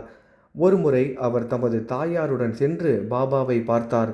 அப்போது பாபா அவளிடம் அவரது மகன் இனிமேல் வேலை செய்யக்கூடாது என்றும் சுய வியாபாரம் ஆரம்பிக்க வேண்டுமென்றும் கூறினார். சில நாட்களுக்கு பின் இவ்வுரை உண்மையானது. நாராயணன் ஜனி வேலையை விட்டுவிட்டு ஆனந்தாசிரமம் என்ற ஒரு தங்கும் விடுதியை ஆரம்பித்தார். அது செழிப்பாக வளர்ந்தது. ஒருமுறை இந்த நாராயணன் ஜனனியின் நண்பர் ஒருவரை தேள் கடித்தது. அதனால் ஏற்பட்ட வலி தீவிரமானது, தாங்கிக் கொள்ள முடியாதது. அத்தகைய சந்தர்ப்பங்களில் உதி மிகவும் பலனுள்ளது. வலிக்கும் இடத்தில் அது தடவப்பட வேண்டும். எனவே நாராயணன் உதியை தேடினார். ஆனால் கண்டுபிடிக்க முடியவில்லை. பின்னர் அவர் பாபாவின் படத்தின் முன் நின்று பாபாவின் உதியை வேண்டி அவர் நாமத்தை ஜெபித்து பாபாவின் படத்தின் முன்னால் புகைந்து கொண்டிருக்கும் ஊதுபத்தியின் சாம்பலிலிருந்து ஒரு சிட்டிகை எடுத்து அதை பாபாவின் உதியாக நினைத்து கொண்டு வலிக்கும் இடத்திலும் கடிவாயிலும் தடவினார். அவர் விரலை எடுத்த உடனேயே வலி மறைந்து விட்டது. இருவருமே உணர்ச்சி வசப்பட்டு பெருமகிழ்ச்சியுற்றனர். நெறிக்கட்டும் பிளேக் வியாதி. ஒருமுறை பாந்த்ராவில் உள்ள அடியவர் ஒருவர் வேறொருவர் இடத்திலுள்ள தனது மகள் நெறிக்கட்டும் பிளேக் வியாதியால் கஷ்டப்பட்டு கொண்டிருக்கிறாள் என்பதை அறிந்தார். அவரிடம் உதி இல்லை. எனவே அவர் நானா சாஹேப் சாந்தோர்கரிடம் அதை அனுப்பும்படி விஷயத்தை தெரியப்படுத்தினார். நானா சாஹேப் தனது மனைவியுடன் கல்யாணுக்கு பயணம் செய்து கொண்டிருந்த போது தானே ரயில் நிலையத்தருகில் உள்ள ஒரு சாலையில் இவ்விஷயத்தை கேள்விப்பட்டார். அப்போது அவரிடம் உதி இல்லை. எனவே அவர் தரையிலிருந்து கொஞ்சம் மண்ணை எடுத்து பாபாவை தியானம் செய்து அவரது உதவியை தொழுது வேண்டிக்கொண்டு அருகிலிருந்த தனது மனைவியின் நெற்றியில் இட்டார். அடியவர் இவை எல்லாவற்றையும் கண்டார். பின்பு அவர் தமது மகள் வீட்டுக்கு சென்றபோது 3 நாட்களாக கஷ்டப்பட்டு கொண்டிருந்த தனது மகள் தானே ரயில் நிலையத்தருகில் நானா பாபாவை வேண்டிக்கொண்ட அதே சமயத்திலிருந்து குணமடையலானாள் என்பதை தெரிந்து மிகவும் மகிழ்ச்சி அடைந்தார். ஜாம்னேர் அற்புதம். சுமாராக 1904-5ஆம் ஆண்டில் நானா சாஹேப் சாந்தோர்கர் ஷீரடியிலிருந்து 100 மைல்களுக்கு அப்பால் உள்ள காந்தேஷ் ஜில்லாவில் உள்ள ஜாம்னேரின் மம்லதாராக இருந்தார். அவரது மகளான மைனாதாயி கருவுற்று பிரசவிக்க இருந்தாள். அவளது பிரசவம் மிகவும் கஷ்டமாகி 2-3 நாட்களாக பிரசவ வேதனையால் கஷ்டப்பட்டு கொண்டிருந்தாள். நானா சாஹேப் எல்லாவித பரிகாரங்களை செய்து முயற்சித்தும் பலனில்லை. அவர் பாபாவை நினைவு கூர்ந்து அவரின் உதவியை தொழுது வேண்டினார். அப்போது ஷீரடியில் பாபுகீர் புவா என்று பாபா கூப்பிட்டும் ராம்கீர் புவா என்பவர் காந்தேசத்திலுள்ள தமது சொந்த ஊருக்கு போக விரும்பினார். பாபா அவரை கூப்பிட்டு அவர் வீட்டுக்கு போகும் வழியில் உள்ள ஜாம்னேரில் சிறிது தங்கி ஓய்வெடுத்து கொண்டு செல்லுமாறும் நானா சாஹேப்பிடம் உதியையும் ஆரத்தியையும் அளிக்கும்படியும் சொன்னார். ராம்கீர் புவா தன்னிடம் 2 ரூபாய்கள் தான் இருப்பதாகவும் ஜல்காவன் வரையிலுள்ள ரயில்வே கட்டணத்துக்கு மட்டுமே போதுமானது என்றும் ஜல்காவனில் இருந்து 30 மைல் தூரத்திலுள்ள ஜாம்னேர் வரை போவது தம்மால் இயலாது என்றும் கூறினார். இதற்கு பாபா எல்லா ஏற்பாடுகளும் செய்யப்படுமாதலால் அவரை கவலைப்பட வேண்டாம் என்றும் உறுதியளித்தார். பின்னர் மாதவ் அட்கரால் புனையப்பெற்ற புகழ்பெற்ற ஆரத்தி பாடலை ஷாமாவிடம் எழுத சொல்லி அதன் பிரதியை புதியுடன் ராம்கீர் புவாவிடம் கொடுத்து நானா சாஹேப்பிடம் கொடுக்கும்படி கூறினார். பின்னர் ராம்கீர் புவா பாபாவின் மொழிகளை நம்பி ஷீரடியை விட்டு புறப்பட்டு ஜல்காவனை அதிகாலை 2 மணி அளவில் அடைந்தார். அப்போது அவரிடம் 2 அணாக்கள் தான் மீதமிருந்தன. மிகவும் நெருக்கடியான சூழ்நிலையில் இருந்தார். அவரது பெரும் சுமை தனிவரும் வகையில் யார் ஷீரடியை சேர்ந்த பாபுகீர் புவா என்று யாரோ கூப்பிடுவது கேட்டது. பின்னர் அவர் அவனிடம் சென்று தாமே பாபுகீர் புவா என்று கூறினார். தாம் நானா சாஹேப்பிடமிருந்து வருவதாகவும் அவருடைய வேலையாள் என்றும் கூறி நல்ல ஜோடி குதிரைகளுடன் கூடிய ஒரு பிரபாதமான வண்டியிடம் அழைத்து சென்றான். அவர்கள் இருவரும் அதில் பிரயாணம் செய்தார்கள். வண்டி வேகமாக ஓடியது. அதிகாலையில் அவர்கள் ஓடைக்கரையொன்றை அடைந்தனர். வண்டியோட்டி குதிரைகளை தண்ணீர் குடிக்க அழைத்து சென்றான். பியூன் ராம்கீர் புவாவை சிறிது உணவு உட்கொள்ளுமாறு கூறினான். பியூனின் தாடி மீசை இவைகள் எல்லாம் ராம்கீர் புவா பார்த்துவிட்டு அவனை முகமதியனாக சந்தேகப்பட்டு எவ்வித சிற்றுண்டியும் அவனிடமிருந்து பெற விருப்பமில்லாதவராயிருந்தார். ஆனால் வேலையாளோ தாம் ஒரு ஹிந்து கார்வாலை சேர்ந்த சத்திரியன் என்றும் நானா சாஹேப் இந்த சிற்றுண்டிகளை எல்லாம் அனுப்பியிருப்பதாகவும் இதை ஏற்றுக்கொள்வதில் எவ்வித கஷ்டமோ சந்தேகமோ வேண்டியது இல்லை என்றும் கூறினான். பின்னர் அவர்கள் இருவரும் சிற்றுண்டி உண்டு மீண்டும் புறப்பட்டனர். ராம்கீர் புவா சிறுநீர் கழிக்க சென்று சில நிமிடங்களில் திரும்பி வந்தார். அப்போது குதிரை வண்டியையும் வண்டியோட்டியையும் காணாது பேச்சற்றவரானார். பின்னர் அருகிலுள்ள கச்சேரிக்கு சென்று விசாரித்து மம்லதார் வீட்டில் இருப்பதை அறிந்து கொண்டார். நானா சாஹேப்பின் வீட்டுக்கு சென்று தம்மை அறிமுகப்படுத்தி கொண்டு பாபாவின் புதியையும் ஆரத்தியையும் அளித்தார். இத்தருணத்தில் மைனாதாயின் விஷயம் மிக மிக தீவிரமடைந்து வீட்டில் இருந்தோர் அனைவரும் அவளை குறித்து ஆழ்ந்த கவலையுற்றனர். நானா சாஹேப் தனது மனைவியை அழைத்து உதியை தண்ணீரில் கரைத்து கொடுக்கும்படியும் ஆரத்தியை பாடும்படியும் கேட்டுக்கொண்டார். பாபாவின் உதவி உற்ற சமயத்தில் கிடைத்திருக்கின்றது என அவர் நினைத்தார். சில நிமிடங்களில் பிரசவம் பத்திரமாக ஆனது என்றும் கண்டம் கடந்து போய்விட்டது என்றும் பிரசவ அறையிலிருந்து செய்தி கிடைத்தது. ராம்கீர் புவா நானா சாஹேப்பிடம் பியூன் வண்டி சிற்றுண்டி முதலியவைகளுக்காக நன்றி செலுத்திய போது நானா பெருமளவு ஆச்சரியப்பட்டார். ஏனெனில் அவர் ஸ்டேஷனுக்கு ஒருவரையும் அனுப்பவில்லை. ஷீரடியிலிருந்து எந்த ஆள் வருவதும் அவருக்கு தெரியாது. தானாவை சேர்ந்த திரு பி.வி. தேவ் என்னும் ஓய்வு பெற்ற மம்லதார் இதை பற்றி நானாவின் புதல்வனான பாபுராவ் சாந்தோர்கரிடம், ஷீரடியை சேர்ந்த ராம்கீர் புவாவிடமிருந்தும் விசாரித்துவிட்டு தன்னை தானே திருப்திப்படுத்தி கொண்ட பின்பு சாயிலீலா சஞ்சகையில் ஒரு பகுதி உரைநடையாகவும் ஒரு பகுதி கவிதையாகவும் கொண்ட கட்டுரை ஒன்றை எழுதியிருக்கிறார். சகோதரர் பி.வி. நரசிம்ம சுவாமியும் மைனா தாயி பாபு சாஹேப் சாந்தோர்கர் ராம்கீர் புவா இவர்களிடமிருந்து 1936 1/6/1936, 16/9/1936, 1/12/1936 ஆகிய தேதிகளிலிடப்பட்ட வாக்குமூலத்தை பெற்று அடியவர்களின் அனுபவங்கள் பகுதி 3இல் பதிப்பித்து இருக்கிறார். ராம்கீர் புவாவின் வாக்குமூலம் கீழ்வருமாறு: ஒரு நாள் பாபா என்னை அவரிடம் அழைத்து உதிப்பொட்டலம் ஒன்றையும் பாபாவின் ஆரத்தியின் பிரதி ஒன்றையும் கொடுத்தார். அச்சமயம் நான் காந்தேஸ் போக வேண்டி இருந்தது. பாபா என்னை ஜாம்னேர் போகும்படியும் ஆரத்தி பாடலையும் உதியையும் ஜாம்னேரில் நானா சாஹேப் சாந்தோர்கரிடம் கொடுக்கும்படியும் கூறினார். என்னிடம் இருப்பது எல்லாம் ரூபாய் 2 என்றும் கோபர்காவனிலிருந்து ஜல்காவன் பின்னர் வண்டியில் ஜல்காவனிலிருந்து ஜாம்னேர் செல்வதற்கும் அது எங்கனம் போதும் என்று நான் அவரிடம் கேட்டேன். பாபா கடவுள் கொடுப்பார் என்று கூறினார். அன்று வெள்ளிக்கிழமை. நான் உடனே புறப்பட்டேன். மன்மாட் இரவு 7:30 மணிக்கு சென்றேன். பின்னர் ஜல்காவனிற்கு காலை 2:45க்கு சென்றேன். அந்த நாட்களில் பிளேக் கட்டுப்பாடுகள் விதிக்கப்பட்டு இருந்தன. எனக்கு மிகவும் கஷ்டமாக இருந்தது.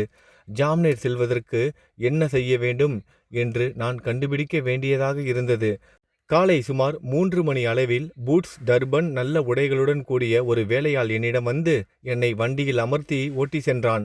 நான் திகிலுடன் இருந்தேன். வழியில் பாகூரில் சிற்றுண்டி உட்கொண்டேன். ஜாம்னேரை நாங்கள் அதிகாலை அடைந்தோம். நான் சிறுநீர் கழிக்க சென்று திரும்பிய போது குதிரை வண்டியை காணவில்லை. வண்டிக்காரனும் மறைந்து போனான். நாராயணன் ராவ், பக்தர் நாராயணன் ராவ் தந்தை பெயரும் உபபெயரும் தரப்படவில்லை. பாபா வாழ்ந்திருக்கும் போது 2 முறை அவரை சந்திக்கும் நல்லதிர்ஷ்டம் பெற்று இருந்தார். பாபா காலமான 1918க்கு 3 ஆண்டுகளுக்கு பின்னர் அவர் ஷீரடிக்கு வர விரும்பினார். ஆனால் வர இயலவில்லை. பாபாவின் மகா சமாதியான ஓர் ஆண்டிற்குள் அவர் நோய்வாய்ப்பட்டு மிகவும் அவதியுற்றார். எல்லாவிதமான சாதாரண சிகிச்சைகளும் அவருக்கு பலனளிக்கவில்லை. எனவே பாபாவை அல்லும் பகலும் தியானித்தார். ஒரு நாளிரவு கனவில் அவர் ஒரு காட்சி கண்டார். பாபா நிலவறை ஒன்றிலிருந்து வெளிவந்து அவருக்கு ஆறுதலளித்து, கவலைப்படாதே, நாளையிலிருந்து நீ குணமடைவாய், 1 வாரத்திற்குள் நன்றாக நடமாடுவாய் என்று கூறினார். கனவில் குறிப்பிட்ட தினத்திற்குள் நாராயணன் ராவ் பரிபூரண குணமடைந்தார். இப்போது கருத்தில் கொள்ள வேண்டிய அம்சம் இதுதான். உடல் இருந்ததனால் பாபா வாழ்ந்து கொண்டு இருந்தார். உடலை விட்டதனால் இறந்து விட்டாரா? இல்லை, பாபா எப்போதுமே வாழ்கின்றார். ஏனெனில் பிறப்பு இறப்பு என்ற இருமையையும் கடந்தவர் அவர். எவனொருவன் முழு மனதுடன் அவரை நேசிக்கிறானோ, எவன் எந்த நேரத்திலும் எந்த இடத்திலும் அவரிடமிருந்து பதிலை பெறுகிறான். நமது அருகிலேயே அவர் எப்போதும் இருக்கிறார். எந்த ரூபத்தையும் எடுத்துக்கொள்கிறார். பிரியமுள்ள பக்தனிடத்து தோன்றி அவனை திருப்திப்படுத்துகிறார். அப்பா சாஹேப் குல்கர்னி. 1917ஆம் ஆண்டு அப்பா சாஹேப் குல்கர்னிக்கு ஒரு வாய்ப்பு நேரிட்டது. அவர் தானேவுக்கு மாற்றப்பட்டு பாலா சாஹேப் பாடேயால் அளிக்கப்பட்ட பாபாவின் படத்தை வழிபடத் தொடங்கினார். உண்மையான ஆர்வத்துடன் அவர் வழிபாடு செய்தார். பூ, சந்தனம், நெய்வேத்தியம் இவைகளை தினமும் பாபாவின் படத்தின் முன் சமர்ப்பித்தார். அவரை நேரில் காணவும் விரும்பினார். இது தொடர்பாக ஒன்றை குறிப்பிடலாம். பாபாவின் படத்தை ஆர்வத்துடன் பார்ப்பதானது அவரை நேரில் காண்பதற்கு சமமாகும். கீழ்வரும் கதை இவ்வுண்மையை வெளிப்படுத்துகிறது. பாலாபுவா சுதார். பம்பாயை சேர்ந்த பாலாபுவா சுதார் என்னும் அருட்தொண்டர் அவர் தம் கடவுள் பற்று, பக்தி மற்றும் பஜனை முதலியவற்றால் நவீன துக்காராம் என்று அழைக்கப்பட்டார். அவர் முதல் முறையாக 1917இல் ஷீரடிக்கு வந்தார். பாபாவின் முன்னால் நமஸ்கரித்த போது பாபா, இம்மனிதரை நான் 4 ஆண்டுகளாக அறிவேன் என்றார். பாலாபுவா ஆச்சரியப்பட்டு இதுவே தமது முதல் ஷீரடி விஜயமாதலால் அஃதெங்கனம் இருக்க முடியும் என்றும் எண்ணினார். ஆனால் அதை பற்றி தீவிரமாக சிந்தித்த போது 4 ஆண்டுகளுக்கு முன்னர் பம்பாயில் பாபாவின் படத்தின் முன்னர் வீழ்ந்து நமஸ்கரித்தது நினைவிற்கு வந்தது. தனக்குள் அவர் ஞானிகளின் எத்தகைய நிறை பேரறிவு உடையவர்களாகவும் சர்வ வியாபிகளாகவும் இருக்கிறார்கள். தமது அடியவர்களிடம் அவர்கள் எத்தகைய அன்புடன் விளங்குகின்றனர். அவர் தம் புகைப்படத்தின் முன்னர் மட்டுமே நான் பணிந்தேன். இவ்வுண்மை பாபாவால் கவனிக்கப்பட்டது. உரிய தருணத்தில் தமது படத்தை காண்பது நேரில் தம்மை காண்பதற்கு சமமாகும் என்பதை அவர் உணரும்படி செய்தார். அப்பா சாஹேப்பின் கதைக்கு திரும்புவோம். அவர் தானேவில் இருந்தபோது பிவண்டி என்னுமிடத்திற்கு செல்ல வேண்டி இருந்தது. ஒரு வாரத்திற்குள் அவர் திரும்புவார் என்று எதிர்பார்க்கப்படவில்லை. அவர் இல்லாதபோது 3வது நாள் பின்வரும் ஆச்சரியமான சம்பவம் நிகழ்ந்தது. மத்தியானம் ஒரு பக்கிரி அப்பா சாஹேப்பின் வீட்டிற்கு வந்தார். அவருடைய அங்க அமைப்பெல்லாம் பாபாவின் படத்துடன் சரியாக ஒத்திருந்தன. குல்கர்னியின் மனைவியும் குழந்தைகளும் அவரை, அவர் ஷீரடி சாய்பாபாவா என கேட்டனர். அதற்கு அவர் இல்லை என்று கூறி, ஆனால் தாம் அவரின் பணிவுள்ள ஒரு வேலையாள் என்றும் அவ்விடத்திற்கு அவர் தம் கட்டளைப்படியே அவர்களின் குடும்ப நலத்தை விசாரிக்க வந்திருப்பதாகவும் கூறினார். பின்னர் அவர் தட்சணை கேட்டார். அப்பெண்மணி 1 ரூபாய் கொடுத்தாள். அவர் உதிப்பொட்டலம் ஒன்றை கொடுத்து அதை வழிபாட்டுக்காக பூஜை அறையில் படத்துடன் வைக்கும்படியும் கூறினார். பின்னர் அவர் வீட்டை விட்டு போய்விட்டார். இப்போது சாயியின் அற்புதமான லீலையை கேளுங்கள். அப்பா சாஹேப் தனது குதிரை பிவண்டியில் நோய்வாய்ப்பட்டதால் பயணத்தை தொடர முடியவில்லை. அந்த நாள் மாலை அவர் வீட்டிற்கு திரும்பினார். மனைவியின் மூலம் பக்கிரி விஷயத்தை பற்றி அறிந்தார். தான் அப்பக்கிரியின் தரிசனம் பெறாததையும் ஒரே 1 ரூபாய் மட்டும் தட்சணையாக அளிக்கப்பட்டது குறித்து திருப்தி இல்லாததையும் நினைத்து மனதில் சிந்தனை செய்தார். தாம் அப்போது நினைத்திருந்தால் 10 ரூபாய்க்கு குறைவாக தட்சணை அளித்திருக்க மாட்டேன் என்று கூறினார். பின் உடனே பக்கிரியை தேடிக்கொண்டு சென்றார். உணவு உட்கொள்ளாமல் மசூதியிலும் மற்ற இடங்களிலும் அவரை தேடினார். எங்கு தேடியும் காண இயலவில்லை. பாபாவின் கொள்கையை வாசகர்கள் 32ஆம் அத்தியாயத்தில் கண்டிருக்கலாம். அதாவது வெறும் வயிற்றுடன் கடவுளை தேடுதல் கூடாது என்பதாம். உணவுக்கு பின் சித்தரே என்ற நண்பருடன் அவர் உலாவ புறப்பட்டார். சிறிது தூரம் சென்ற பின் விரைவாக ஒரு பக்கிரி அவர்களை நோக்கி வருவதை கண்டார். பாபாவின் புகைப்படத்தில் இருந்த அங்க அடையாளங்களுடன் இப்பக்கிரியனது உருவம் ஒத்து இருந்ததால் இவரே மதியானம் தமது வீட்டிற்கு வந்தவராக இருக்கக்கூடும் என்று அப்பா சாஹேப் எண்ணினார். பக்கிரி உடனே தமது கையை நீட்டி தட்சணை கேட்டார். அப்பா சாஹேப் அவருக்கு 1 ரூபாயை அளித்தார். அவர் மீண்டும் கேட்கவே அப்பா சாஹேப் மேலும் 2 ரூபாய் கொடுத்தார். அப்போதும் அவர் திருப்தியடையவில்லை. பின்னர் அவர் சித்தரையிடம் 3 ரூபாய் கடன் வாங்கி அதை அவருக்கு கொடுத்தார். பக்கிரி மேலும் விரும்பினார். அப்பா சாஹேப் மீண்டும் அவருக்கு 3 ரூபாய் கொடுத்தார். மொத்தத்தில் 9 ரூபாய். பக்கிரி திருப்தி அடைந்தவராக காணப்படவில்லை. மேலும் கேட்டார். பின்னர் தம்மிடம் ஒரு 10 ரூபாய் கரன்சி நோட்டு இருப்பதாக அவரிடம் கூறினார். பக்கிரியும் அதையே கேட்டு வாங்கி கொண்டு 9 ரூபாயை திருப்பி கொடுத்து விட்டு போய்விட்டார். முன்னர் அப்பா சாஹேப் தாம் 10 ரூபாய் கொடுக்கிறேன் என்று கூறினார். அத்தொகையும் அவரிடமிருந்து பெற்றுக்கொள்ளப்பட்டது. பாபாவின் ஸ்வரிசத்தால் புனிதமாக்கப்பட்ட 9 ரூபாய்களும் அவரிடமே திருப்பி தரப்பட்டன. 9 என்ற எண் குறிப்பிடத்தக்கது. அது நவவித பக்தியை குறிக்கிறது. லக்ஷ்மிபாயி சிண்டேவுக்கு பாபா தமது கடைசி தருணத்தில் 9 ரூபாய் கொடுத்ததை கவனிக்கலாம். அப்பா சாஹேப் உதிப்பொட்டலத்தை சோதனை செய்தார். அதில் சில மலர் இதழ்களும் அக்ஷதைகளும் இருப்பதை கண்டார். பின் சில நாட்களுக்கு பிறகு ஷீரடி சென்றபோது பாபாவின் ரோமம் ஒன்று அவருக்கு கிடைத்தது. அதையும் உதிப்பொட்டலத்தையும் ஒரு தாயத்திற்குள் வைத்து எப்போதும் தமது புயத்தில் அணிந்து கொண்டார். அப்பா சாஹேப் உதியின் சக்தியை உணர்ந்து கொண்டார். அவர் மிகவும் புத்திசாலியாய் இருந்தபோதும் ஆரம்பத்தில் சம்பளமாக ரூபாய் 40 பெற்று வந்தார். பாபாவின் படமும் உதியும் பெற்றான பிறகு 40 ரூபாயை போல பல மடங்கு அவர் மாத சம்பளமாக பெற்றார். அதிக ஆற்றலும் செல்வாக்கும் படைத்தவர் ஆனார். இந்த உலக நன்மைகளுடன் கூட அவர் தம் ஆன்மீக முன்னேற்றமும் துரிதமானது. எனவே பாபாவின் உதியை பெற்றிருக்கும் நல் அதிர்ஷ்டமும் உடையவர்கள் அதை குளித்த பின் நெற்றியில் இட்டுக்கொண்டு சிறிதளவு எடுத்து தண்ணீரில் கரைத்து புனித தீர்த்தமாக குடித்துவிட வேண்டும். ஹரிபாவ் கர்னிக் 1917ஆம் ஆண்டில் தானே ஜில்லாவை சேர்ந்த ஹரிபாவ் கர்னிக் ஷீரடிக்கு குரு பூர்ணிமா தினத்தன்று ஆவணி மாதம் வந்து உரிய சம்பிரதாயங்களுடன் பாபாவை வணங்கினார். உடைகளையும் தட்சணைகளையும் அவர் சமர்ப்பித்தார். ஷாமா மூலமாக பாபாவிடம் விடைபெற்ற பிறகு மசூதியின் படிகளில் இருந்து இறங்கினார். பின் இன்னும் ₹1 பாபாவுக்கு தட்சணை கொடுக்க எண்ணினார். எனவே அவர் சற்றே திரும்பவும் படிகளில் ஏற முயற்சித்தார். ஆனால் அவர் பாபாவின் விடையை பெற்றுக்கொண்டதால் போகும்படியும் திரும்பி வரவேண்டாம் என்றும் ஷாமா ஜாடை காண்பித்தார். எனவே அவர் வீட்டுக்கு கிளம்பினார். திரும்புகையில் நாசிக்கில் காலாராமரின் கோவிலுக்கு தரிசனத்திற்கு சென்றார். கோவிலின் பெரிய கதவுக்கு சிறிதே உட்புறம் அமரும் நரசிங்க மகாராஜ் என்ற ஞானி தமது அடியவர்களை அவ்விடத்திலேயே விட்டுவிட்டு ஹரிபாவிடம் வந்து அவரின் மணிக்கட்டை பிடித்து, "எனது ₹1 கொடு" என்றார். கர்னிக் வியப்படைந்தார். மிகுந்த இஷ்டத்துடன் அந்த ₹1 கொடுத்தார். சாய்பாபா எங்கனம் தான் கொடுக்க இஷ்டப்பட்டு இருந்த ரூபாயை நாசிக்கை சேர்ந்த நரசிங்க மகாராஜ் வழியாக வாங்கினார் என்று எண்ணினார்.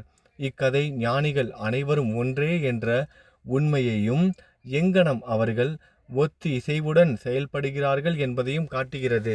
ஸ்ரீ சாயியை பணிக. அனைவருக்கும் சாந்தி நிலவட்டும். அத்தியாயம் 34. உதியின் பெருமை தொடர்ச்சி.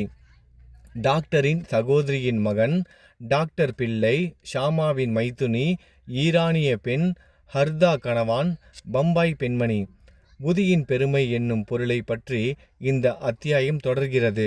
உதியை இட்டுக்கொள்வதால் மிகுந்த பலனளித்த விஷயங்களை பற்றி கூறுகிறது. டாக்டரின் சகோதரியின் மகன். மாலேகாவனில் ஒரு டாக்டர் இருந்தார். அவரின் சகோதரியின் மகன் குணமாக்க இயலாத எலும்புருக்கி நோய்க்கட்டியால் துன்பப்பட்டான்.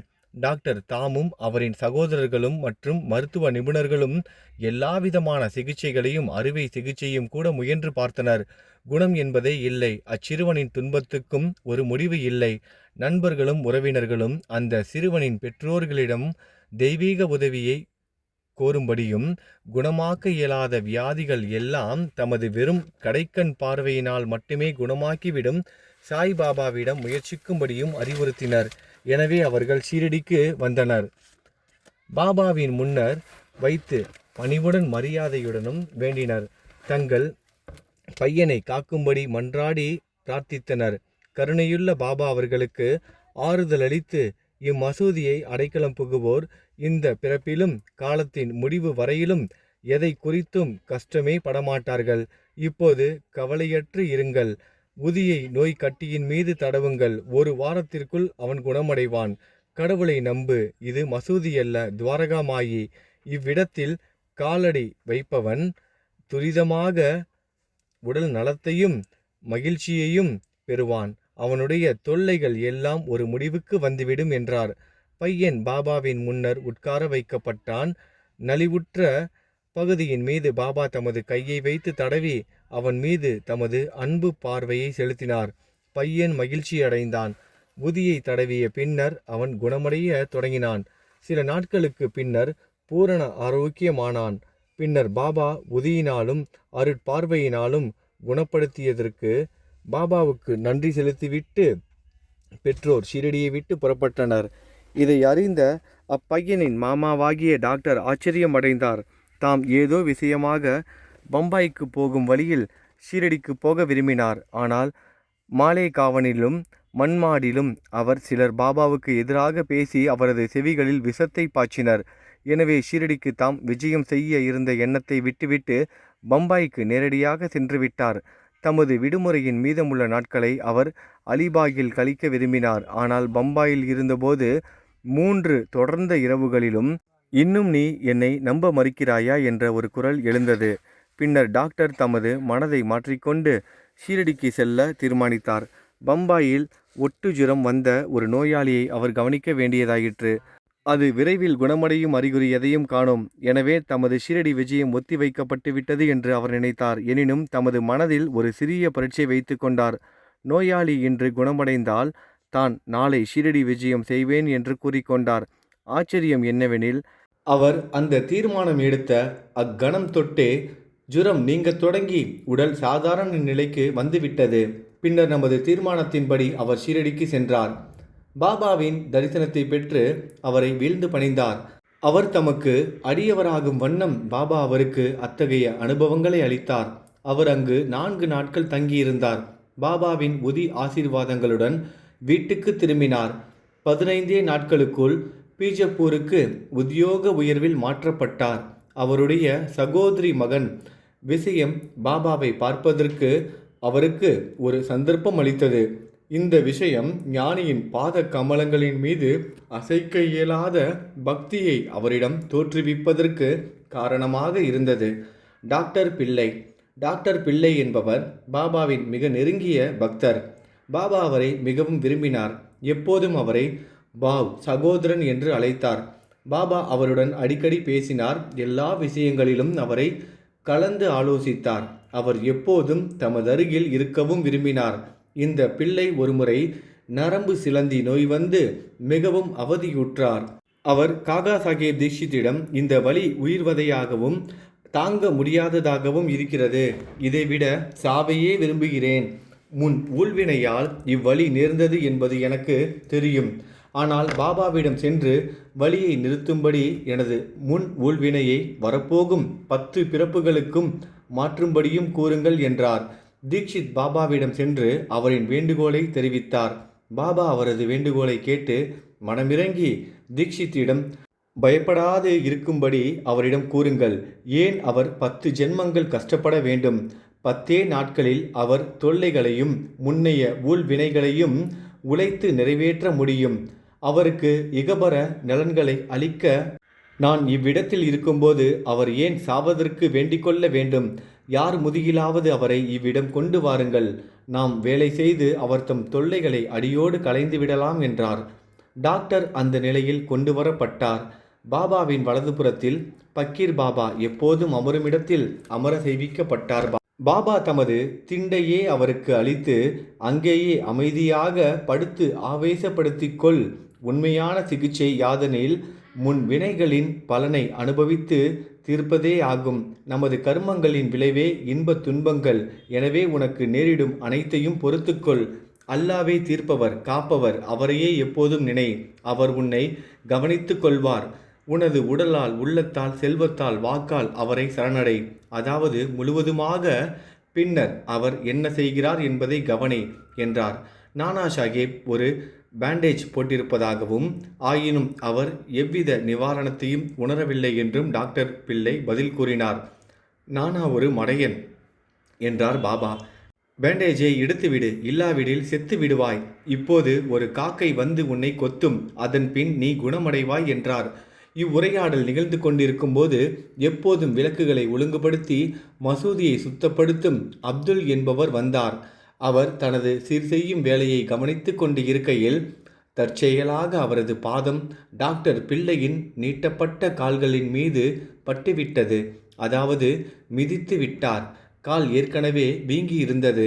அப்துல்லின் கால் வேறு மிதித்து விட்டதால் 7 சிலந்தி புழுக்களும் வெளியே தள்ளப்பட்டன. வலி தாங்க முடியாமல் டாக்டர் பிள்ளை பெருங்கூச்சலில் அலறினார். சில சமயத்தில் அவர் அமைதியடைந்து மாறி மாறி பாடவும் அளவும் தொடங்கினார். பாபா அப்போது, பார், நமது சகோதரன் இப்போது சௌக்கியமாகி பாடிக்கொண்டு இருக்கிறார் என்றார். அப்போது பிள்ளை, காக்கா எப்போது வரும், கொத்தும் என்று கேட்டார். பாபா, காக்கையை நீ கவனிக்கவில்லையா? அவன் மீண்டும் வரமாட்டான். அப்துல் தான் காக்கை என்றார். இப்போது வாதாவுக்கு போய் ஓய்வெடுத்துக்கொள். விரைவில் நீ குணமடைவாய் என்றார். உதியை தடவியும் அதை தண்ணீருடன் உட்கொண்டும் வேறு எவ்வித சிகிச்சையும் மருந்தும் இல்லாமலேயே பாபா முன்னரே கூறியபடி 10 நாட்களில் வியாதி பூரண குணமாக்கப்பட்டது. ஷாமாவின் மைத்துனி ஷாமாவின் தம்பியான பாபாஜி சாவ்லி வீஹீர் கிராமத்திற்கு அருகில் தங்கியிருந்தார். ஒருமுறை அவர் மனைவி கட்டிகளுள்ள பிளேக் வியாதியால் தாக்கப்பட்டாள். அவளுக்கு அதிகமான ஜுரமும் அடிவயிற்றில் 2 கட்டிகளும் ஏற்பட்டன. பாபாஜி ஷீரடிக்கு ஷாமாவிடம் ஓடி வந்து உதவி செய்யும்படி கூறினார். ஷாமா பீதி அடைந்தார். ஆனால் தமது வழக்கப்படி பாபாவிடம் சென்று அவர் திருமுன் வீழ்ந்து பணிந்து அவருடைய உதவியை கோரி வியாதியை குணமாக்கும்படி கேட்டுக்கொண்டார். தன் தம்பியின் வீட்டிற்கு போகவும் அவருடைய உத்தரவை வேண்டி நின்றார். பாபா அங்கே இந்த பின்னிரவு நேரத்தில் செல்ல வேண்டாம். அவளுக்கு உதியை அனுப்புக. ஜுரத்தை பற்றியும் கட்டியை பற்றியும் ஏன் கவலைப்பட வேண்டும்? கடவுளே நமக்கு தந்தையும் எஜமானரும் ஆவார். எளிதில் அவள் குணமடைவாள். இப்போது போகாதே. நாளை காலையில் போய் உடனே திரும்பிவிடு என்றார். பாபாவின் உதியில் ஷாமாவுக்கு பூரண நம்பிக்கை உண்டு. அது பாபாஜியிடம் அனுப்பப்பட்டது. கட்டிகளின் மீது அது தடவப்பட்டது. சிறிது தண்ணீரில் கரைக்கப்பட்டு குடிக்க கொடுக்கப்பட்டது. அதை உட்கொண்டதுதான் தாமதம். பெருமளவில் வேர்த்து கொட்டி ஜுரம் வந்துவிட்டது. நோயாளிக்கு நல்ல தூக்கம் கிடைத்தது. அடுத்த நாள் காலை பாபாஜி தமது மனைவியின் உடல்நிலை தேறிவிட்டதையும் ஜுரம் கட்டிகள் நீங்கி புது வலுவூட்ட பெற்றதையும் கண்டு அதிசயப்பட்டார்.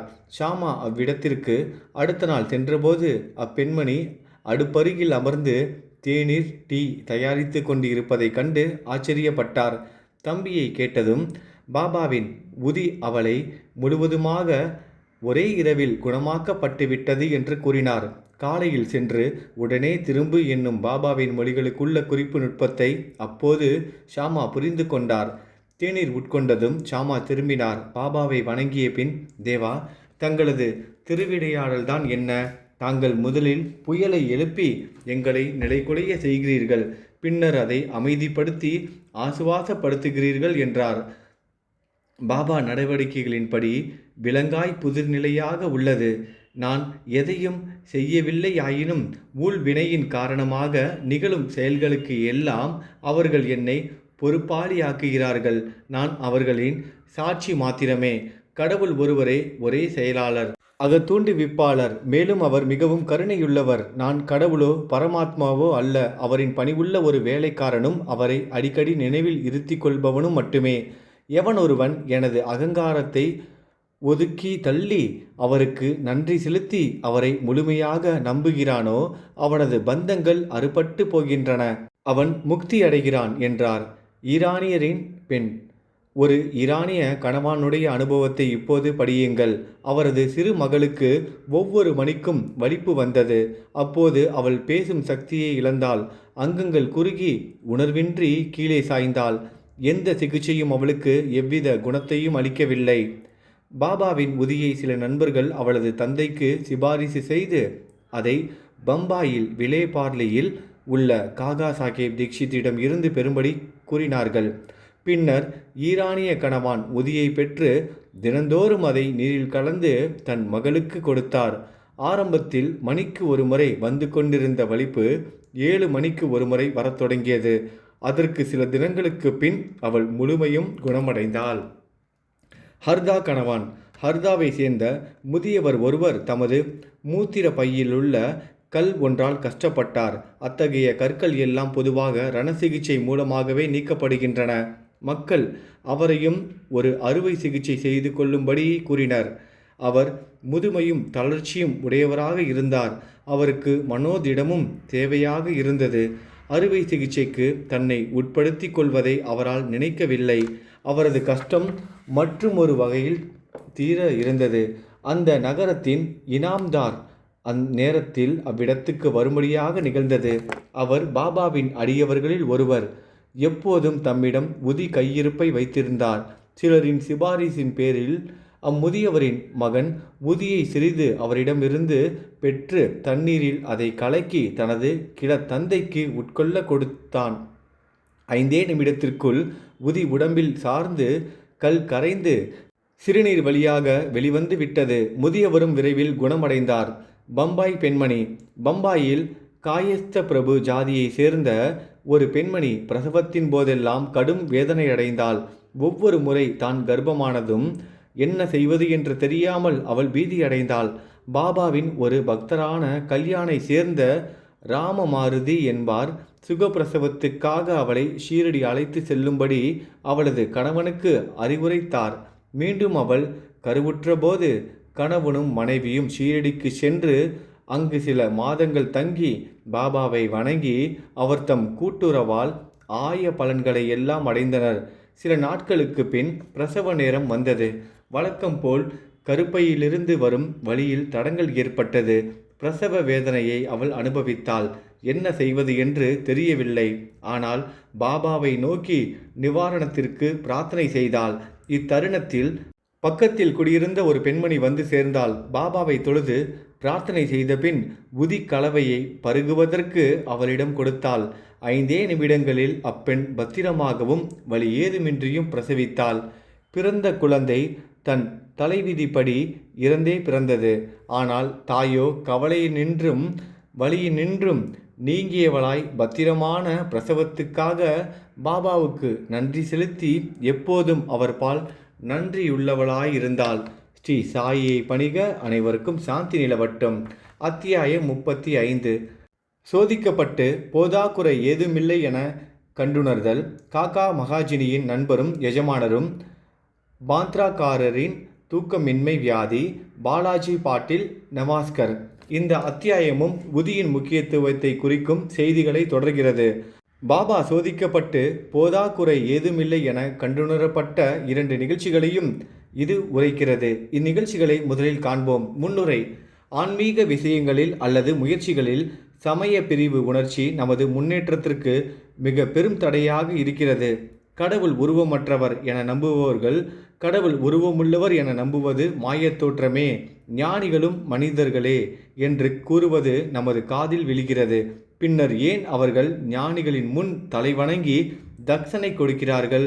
இதர சமய பிரிவுகளை சேர்ந்தவர்களும் ஆட்சேபனைகள் எழுப்பி தங்களது சத்குருக்களை விட்டுவிட்டு மற்ற ஞானிகள் முன் தலைவணங்கி ஏன் தங்கள் உறுதியான கட்டுப்பாட்டினை செலுத்த வேண்டும் என்று கூறுகின்றனர். முன்னால் இதை போன்ற ஆட்சேபனைகள் சாய்பாபாவை பற்றியும் சொல்லப்பட்டன. இப்போதும் கூட அவைகள் செவியில் விழுகின்றன. சிலர் தாங்கள் ஷிரடிக்கு சென்றபோது பாபா அவர்களிடம் தட்சணை கேட்டதாகவும், இம்முறையில் ஞானிகள் பணம் சேர்ப்பது நல்லதா என்றும், இம்மாதிரி அவர்கள் செயல் புரிவார்களே ஆயின் அவர்கள் ஞானம் எல்லாம் எங்கே போயிற்று என்றும் வினவினர்.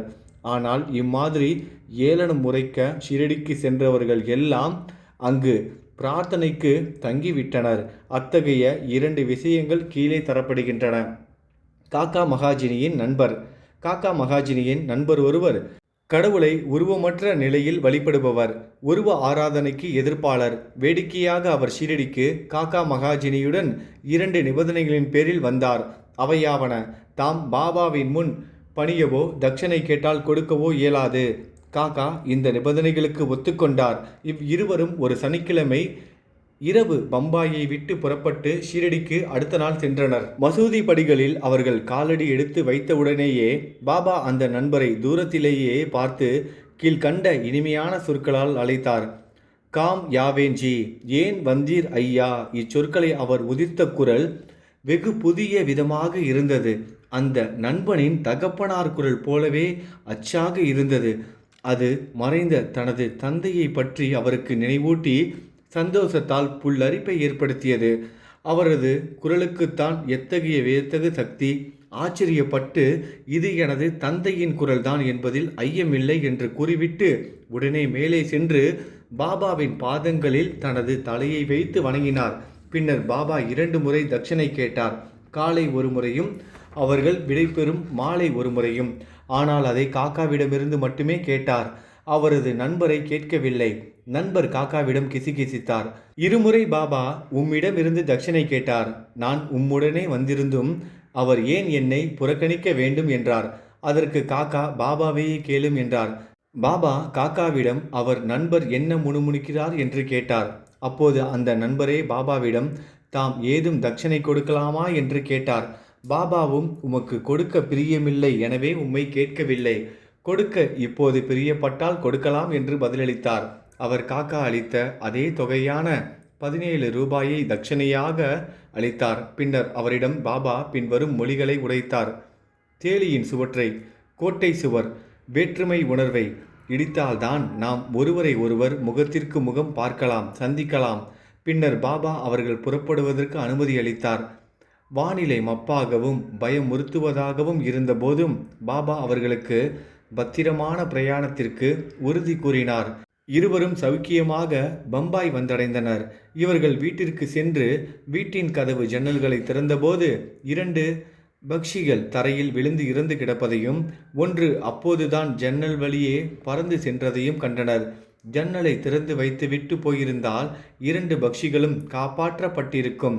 ஆனால் அவைகள் தங்களது விதியை எய்தின என்றும் 3வது பக்ஷியை காக்கவே பாபா தம்மை அனுப்பி இருப்பதாகவும் அவர் நினைத்தார். காக்கா மகாஜினியின் எஜமானர் டக்கர் தரம்சி ஜேடேபாயி என்ற பம்பாய் வக்கீலின் கம்பெனியில் காக்கா மேலாளராக பணியாற்றி வந்தார். முதலாளியும் மேலாளரும் நெருக்கமான பழக்கத்தில் இருந்தனர். காக்கா அடிக்கடி ஷீரடிக்கு போய்க் கொண்டிருப்பதும் அங்கு சில நாட்கள் தங்குவதும் பாபா அனுமதி அளித்ததும் திரும்புவதும் டக்கருக்கு தெரியும். வேடிக்கையாகவும் பாபாவை சோதிப்பதற்காகவுமே டக்கர் காக்காவுடன் ஷிம்கா விடுமுறையின் போது ஷீரடி போக முடிவு செய்தார். காக்கா உடனே திரும்புவது நிச்சயமில்லை. ஆதலால் அவர் தன்னுடன் துணையாக வேறு ஒருவரையும் அழைத்து கொண்டார். மூவரும் புறப்பட்டனர். காக்கா 2 சேர் காய்ந்த திராட்சையை பாபாவுக்கு அன்பளிப்பாக வாங்கினார். அவர்கள் உரிய தருணத்தில் ஷீரடிக்கு போய் மசூதிக்கு பாபாவின் தரிசனத்தை பெறுவதற்காக சென்றனர். பாபு சாஹேப் தர்கட் அங்கு இருந்தார். டக்கர் அவரை ஏன் அவ்விடம் வந்தார் என்று விசாரித்தார். தர்கட் அதற்கு தரிசனத்திற்கு என்றார். டக்கர் ஏதாவது அற்புதங்கள் இங்கு நிகழ்கின்றனவா என்று கேட்டார். அதற்கு தர்கட், எனது நோக்கம் அதுவல்ல அற்புதத்தை பார்த்தல், ஆனால் பக்தர்களின் ஆர்வமிக்க பிரார்த்தனைகள் இவ்விடத்தில் திருப்திப்படுத்தப்படுகின்றன.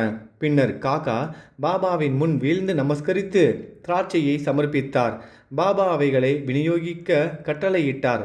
டக்கருக்கும் சில கிடைத்தது. அவருக்கு திராட்சை பிடிக்கவில்லை. மேலும் நன்றாக கழுவி சுத்தப்படுத்தப்படாமல் அவைகளை சாப்பிட வேண்டாம் என்று டாக்டர்கள் அவருக்கு கூறியிருந்தனர். எனவே அவர் திகைத்தார். அதை அவர் விரும்பவில்லை. ஒதுக்கி தள்ளவும் முடியவில்லை. சம்பிரதாயத்துக்காக அவைகளை வாயிலிட்டு கொண்டார். ஆனால் விதைகளை என்ன செய்வது என்று தெரியவில்லை. மசூதி தரையில் அவைகளை துப்ப அவரால் இயலவில்லை. எனவே அவரது விருப்பத்துக்கு மாறாக அவைகளை தனது சட்டை பையில் போட்டுக்கொண்டார். பாபா ஒரு ஞானியாக இருந்ததால் திராட்சையின் மீது தமக்குள்ள வெறுப்பை அவர் எங்கனம் அறியாமல் இருந்து அதை உண்ண சொல்லி அவரை வற்புறுத்த முடியும் என்று தன் மனதுக்குள் சொல்லி கொண்டார். இவ்வண்ணம் அவர் மனதில் எழும்பியதும் பாபா அவருக்கு மீண்டும் சில திராட்சைகளை கொடுத்தார். அதை அவரால் உண்ண இயலாமல் கைகளில் வைத்து கொண்டிருந்தார். அப்போது பாபா அதை உண்ணும்படி அவரை கேட்டார். அவரும் கீழ்ப்படிந்தார். அவரது ஆச்சரியத்திற்கேற்ப அவைகள் எல்லாம் விதையற்ற திராட்சைகளாக இருந்தன. அற்புதங்களை அவர் காண விரும்பினார். இதோ ஒன்று. பாபா தனது எண்ணத்தை அறிந்து அவரது விருப்பத்திற்கு ஏற்ப விதையுள்ள திராட்சைகளை விதையற்ற திராட்சைகளாக மாற்றிவிட்டார் என்பதை அவர் அறிவார். எத்தகைய வியத்தகு சக்தி! மேலும் சோதிக்க விரும்பி பக்கத்தில் இருந்த தர்கட்டை அவர் எவ்வகை திராட்சை வைத்திருக்கிறார் என கேட்டார். அவர் விதையுள்ள திராட்சை என்றார். டக்கருக்கு இதை கேட்க இன்னும் அதிக வியப்பாயிற்று. தமது வளர்ந்து வரும் நம்பிக்கையை உறுதிப்படுத்த பாபா ஒரு உண்மையான ஞானியானால் திராட்சை காக்காவுக்கு முதலில் கொடுக்கப்பட வேண்டுமென நினைத்தார்.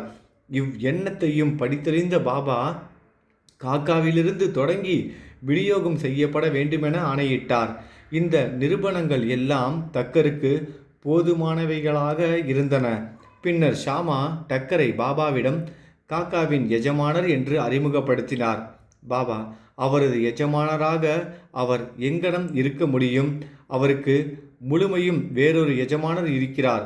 காக்கா இப்பதிலை பாராட்டினார். தனது தீர்மானத்தை மறந்துவிட்டு டக்கர் பாபாவை வணங்கிய பின்னர் வாதாவுக்கு திரும்பினார். மதியான ஆரத்தி முடிந்ததும் அவர்கள் எல்லாம் புறப்படுவதற்கு பாபாவின் அனுமதி பெறுவதற்காக மசூதிக்கு சென்றனர். ஷாமா அவர்களுக்காக பேசினார். பின்னர் பாபா இவ்விதமாக உரைத்தார். நிலையற்ற புத்தியுள்ள ஒரு மனிதன் இருந்தான். அவன் செல்வம், ஆரோக்கியம் முதலியவை வாய்க்க பெற்றிருந்தான். மனோவேதனைகளிலிருந்து விடுபட்டவனாக இருந்தான். எனினும் தேவையற்ற கவலைகளையும் பாரங்களையும் தன் மீது போட்டுக்கொண்டு மன அமைதியை இழந்து இங்கும் அங்கும் சுற்றி திரிந்தான். சில சமயம் பார்த்ததையெல்லாம் இறக்கிவிட்டும் சில சமயம் அவற்றை மீண்டும் சுமந்தவனாகவும் இருந்தான். அவனது மனம் ஒரு உறுதிப்பாட்டையே அறிந்தது இல்லை. அவனது நிலை கண்டு நான் இரக்கம் கொண்டேன். அவனிடம், இப்போது நீ விரும்பும் ஏதாவது ஒரு இடத்தின் குறிக்கோள் மீது உனது நம்பிக்கையை தயவு செய்து வைப்பாயாக. ஏன் இவ்வாறு சுற்ற வேண்டும்? அமைதியாக ஏதாவது ஒரு இடத்தை பற்றிக்கொள் என்று கூறினேன். உடனே டக்கர் அப்பொருத்தமான வர்ணனை தமக்குரியதே என அறிந்தார். காக்காவும் தம்முடன் திரும்ப வேண்டும் என அவர் நினைத்தார். காக்கா அவ்வளவு சீக்கிரம் அனுமதிக்கப்படுவார் என்று ஒருவரும் எண்ணவில்லை. பாபா அவரின் இந்த எண்ணத்தையும் படித்தறிந்து காக்காவை அவரது எஜமானருடையே திரும்ப அனுமதி அளித்தார். மற்றொருவரின் மனதில் இருக்கும் எண்ணத்தை அறியும் பாபாவின் திறமைக்கு மேலும் ஒரு நிரூபணம் அவருக்கு கிடைத்தது. பின்னர் பாபா காக்காவிடமிருந்து ரூபாய் 15 தட்சணையாக கேட்டு பெற்றார். அவர் காக்காவிடம் பின்வருமாறு கூறினார்.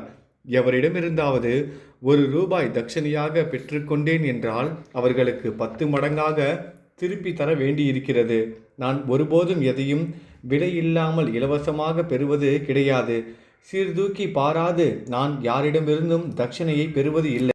யாரை பக்கிரி என் குரு சுட்டி காண்பிக்கிறாரோ அவரிடமிருந்து மட்டுமே நான் கேட்கிறேன். யாரேனும் பக்கிரிக்கு முன்பே கடன்பட்டு இருந்தால் அவரிடமிருந்து பணம் வசூலிக்கப்படுகிறது.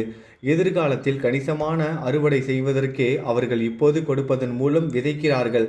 தர்மத்தை செயல்படுத்துவதில் செல்வம் ஒரு வழியாக இருக்க வேண்டும். இது சுய இன்பத்துக்காக பயன்படுத்தப்பட்டால் அது வீணாக்கப்படுகிறது. நீ அதை ஏற்கனவே கொடுத்திருந்தாலே ஒழிய தற்போது அதை பெற முடியாது. எனவே பெறுவதற்கு மிக சிறந்த வழி கொடுத்தலேயாம். தட்சணை கொடுத்தால் வைராக்கியத்தை பற்றின்மை வளர்கிறது. அதன் மூலம் பக்தி ஞானம் இவற்றை விருத்தி செய்கிறது. ஒன்றை கொடுத்து 10ஆக திரும்ப பெறுங்கள். இம்மொழிகளை கேட்டு தமது தீர்மானத்தை மறந்தவராய் டக்கர் தாமாகவே ரூபாய் 15 பாபாவின் கைகளில் கொடுத்தார். அவரது எல்லா ஐயங்களும் தீர்க்கப்பட்டு பலவற்றை கற்றுக்கொண்டார். ஆதலால் ஷீரடிக்கு தாம் வந்தது நன்மையானது என்று அவர் எண்ணினார். இத்தகைய விஷயங்களை கையாளுவதில் பாபாவின் திறமை தனித்தன்மை வாய்ந்தது. இவைகள் யாவற்றையும் அவர் செய்தபோதும் மொத்தத்தில் இவைகளின் மேல் சாராதவராகவே இருந்தார். யாராவது அவரை வணங்குவதோ அல்லது வணங்காமல் இருப்பதோ, அவருக்கு தட்சணை கொடுப்பதோ கொடுக்காமல் இருப்பதோ, இவைகள் எல்லாம் அவருக்கு ஒன்றே. அவர் ஒருவரையும் அவமதிக்கவில்லை. தாம் வணங்கப்படுவதால் அவர் மகிழ்ச்சி அடைந்தது இல்லை. அன்றி தாம் மதிக்கப்படாததால் அவர் துன்புறுத்துவதும் இல்லை. மாறுபட்ட இருமைகளை, சுகம் துக்கம் போன்றவற்றை அவர் கடந்து நின்றார். தூக்கமின்மை வியாதி. பாந்த்ராவில் காயஸ்த பிரபு ஜாதியை சேர்ந்த ஒருவர் நெடுநாள் தூக்கமின்மை நோயால் அல்லலுற்றார். அவர் படுக்கையில் படுத்தவுடனே அவரது இறந்து போன தந்தையார் கனவில் தோன்றி அவரை கடுமையாக திட்டினார். இது அவரது தூக்கத்தை கலைத்து இரவு முழுவதும் அவரை இருப்பு கொள்ளாமல் செய்தது. ஒவ்வொரு நாள் இரவும் இது நடந்தது. அம்மனிதருக்கு என்ன செய்வது என்றே புரியவில்லை. ஒரு நாள் பாபாவின் பக்தரை ஒருவர் அவர் இவ்விஷயத்தில் கலந்தாலோசித்தார். பிழையாத நிவாரண சஞ்சீவினியாக பாபாவின் உதி ஒன்றையே அவர் அறிவார். அவருக்கு சிறிது உதி கொடுத்து அவர் படுக்கைக்கு போகும் முன்னர் அதை சிறிது நெற்றியில் இட்டு கொள்ளும்படியும் அவ்வுதி பொட்டலத்தை தலையணை கடியில் வைத்து கொள்ளும்படியும் கூறினார். இந்த சிகிச்சையை அவர் முயன்று பார்த்தார். அவரது பெரும் வியப்புக்கு மகிழ்வுக்கும் ஏற்ப அவருக்கு நல்ல உறக்கம் ஏற்பட்டது. எவ்வித தொந்தரவும் இல்லை. இந்த சிகிச்சையையே அவர் தொடர்ந்து பின்பற்றி எப்போதும் சாயியையே நினைவு கூர்ந்தார். பின்னர் சாய்பாபாவின் படம் ஒன்றை பெற்று தனது தலையணை அருகில் அதை தொங்கவிட்டு அதனை தினந்தோறும் வழிபடத் தொடங்கி வியாழக்கிழமைகளில் பூமாலை, நைவேத்தியம் முதலியவற்றை சமர்ப்பித்தார். பின்னர் அவர் சௌக்கியமாகி முந்தைய தொந்தரவையே முழுவதும் மறந்துவிட்டார். பாலாஜி பாட்டில் நெவாஸ்கர். இம்மனிதர் பாபாவின் ஒரு பெரும் பக்தர். மிக மிக சிறப்பான பற்றற்ற பணியை பாபாவுக்கு அவர் செய்தார். ஒவ்வொரு நாளும் ஷீரடியில் பாபா தமது தினசரி நியமமாக நடந்து வரும் தெருக்கள், பாதைகள் எல்லாவற்றையும் பெருக்கி சுத்தமாக்கினார். அவருக்கு பின்னர் இப்பணியானது ராதாகிருஷ்ணமாயி என்ற பக்த மாதுவாலும் அதற்கு பின் அப்துல்லாலும் அதே அளவு சிறப்புடன் செய்யப்பட்டது. ஒவ்வொரு ஆண்டும் பாலாஜி கோதுமை அறுவடை செய்தபோது அனைத்தையும் பாபாவுக்கு கொண்டு வந்து சமர்ப்பித்து விடுவார். மீதமாக பாபா எதை கொடுத்தாரோ அதை பெற்றுக்கொண்டு தனது குடும்ப சம்ரக்ஷணத்தை செய்தார். இந்த நடைமுறையானது அவரால் பல ஆண்டுகள் செய்யப்பட்டு அவருக்கு பின் அவனது மகனாலும் செய்யப்பட்டது. உதியின் சக்தியும் செயல்திறமையும். ஒருமுறை பாலாஜியின் திவசத்தின் போது சில விருந்தினர்கள் அழைக்கப்பட்டு அவர்களுக்கு உணவு சமைக்கப்பட்டது. ஆனால் சாப்பாட்டு நேரத்தில் அழைக்கப்பட்டதை போல் 3 மடங்கு பேர் வந்துவிட்டனர். பாலாஜியின் மனைவி திகைத்து போய்விட்டாள். குழுமியிருந்த மக்களுக்கு உணவு பற்றாது என்றும் அது பற்றாது போகுமானால் குடும்பத்தின் கௌரவம் பாதிக்கப்படும் என்றும் அவள் நினைத்தாள். அவளது மாமியார், பயப்படாதே, அது நம்முடைய உணவல்ல, சாயினுடையது. ஒவ்வொரு பாத்திரத்திலும் கொஞ்சம் உதியை போட்டு ஒரு துணியால் மூடி அதை திறக்காமலே அவர்களுக்கு பரிமாறு. சாயி நம்மை இந்த அவமானத்திலிருந்து காப்பார் என்று கூறி தேற்றினாள். அவள் கூறியபடியே செய்தாள். தங்களது வியப்புக்கும் மகிழ்வுக்கும் ஏற்ப பரிமாறப்பட்ட உணவு எல்லோருக்கும் போதுமானதாக இருந்ததோடு மட்டுமல்லாமல் ஏராளமாக மீதமும் இருந்ததை கண்டார்கள். ஒருவன் எவ்வளவு அதிகம் மனமார்ந்த அக்கறையுடன் உணர்கிறானோ அவ்வளவு அதிகமாக அவன் செயலுருவாகி காண்கிறான் என்னும் மொழி இவ்விஷயத்தில் நிரூபணமாக்கப்பட்டது. சாயிபாபா நாகமாக தோன்றுதல். ஒருமுறை ஷீரடியை சேர்ந்த ரகு பாட்டில் என்பவர் நெவாஸை சேர்ந்த பாலாஜி பாட்டில் என்பாரிடம் சென்றார். அன்று மாலை மாட்டுத் தொழுவத்தில் ஒரு பாம்பு சீறிக்கொண்டு உள் நுழைவதை கண்டார். எல்லா மாடுகளும் பீதி அடைந்து நகரத் தொடங்கின. வீட்டினரும் திகிலடைந்தனர். ஆனால் பாலாஜி தனது வீட்டில் சாயியே பாம்பாக தோன்றியிருக்கிறார் என எண்ணினார். துளிக்கூட பயப்படாமல் ஒரு கிண்ணத்தில் பாலை கொண்டு வந்து பாம்பின் முன் வைத்து, பாபா, ஏன் சீறி சப்தப்படுத்துகிறீர்கள்? ஏன் எங்களை பயமுறுத்த விரும்புகிறீர்கள்? இந்த கிண்ணத்திலுள்ள பாலை அமைதியான மனதுடன் அருந்துங்கள் என்று கூறிக்கொண்டே அதன் அருகில் குழப்பமுறாமல் அமர்ந்தார். மற்றவர்கள் பீதி அடைந்தனர். என்ன செய்வது என்று அவர்களுக்கு தெரியவில்லை. சிறிது நேரத்தில் பாம்பு தானாகவே மறைந்து போய்விட்டது. யாருக்கும் அது எங்கு சென்றது என தெரியாது. மாட்டுத் தொழுவத்தில் தேடியும் அது காணப்படவில்லை. பாலாஜிக்கு 2 மனைவிகளும் சில குழந்தைகளும் இருந்தனர். அவர்கள் சில சமயம் நெவாஸில் இருந்து பாபாவின் தரிசனத்துக்காக ஷீரடிக்கு வருவர். அப்போது பாபா சேலையும் மற்ற உடைகளும் வாங்கி அவைகளை தமது ஆசையுடன் அவர்களுக்கு அளிப்பார். ஸ்ரீ சாயியை பணிக. அனைவருக்கும் சாந்தி நிலவட்டும். ஓம் சாய்ராம்.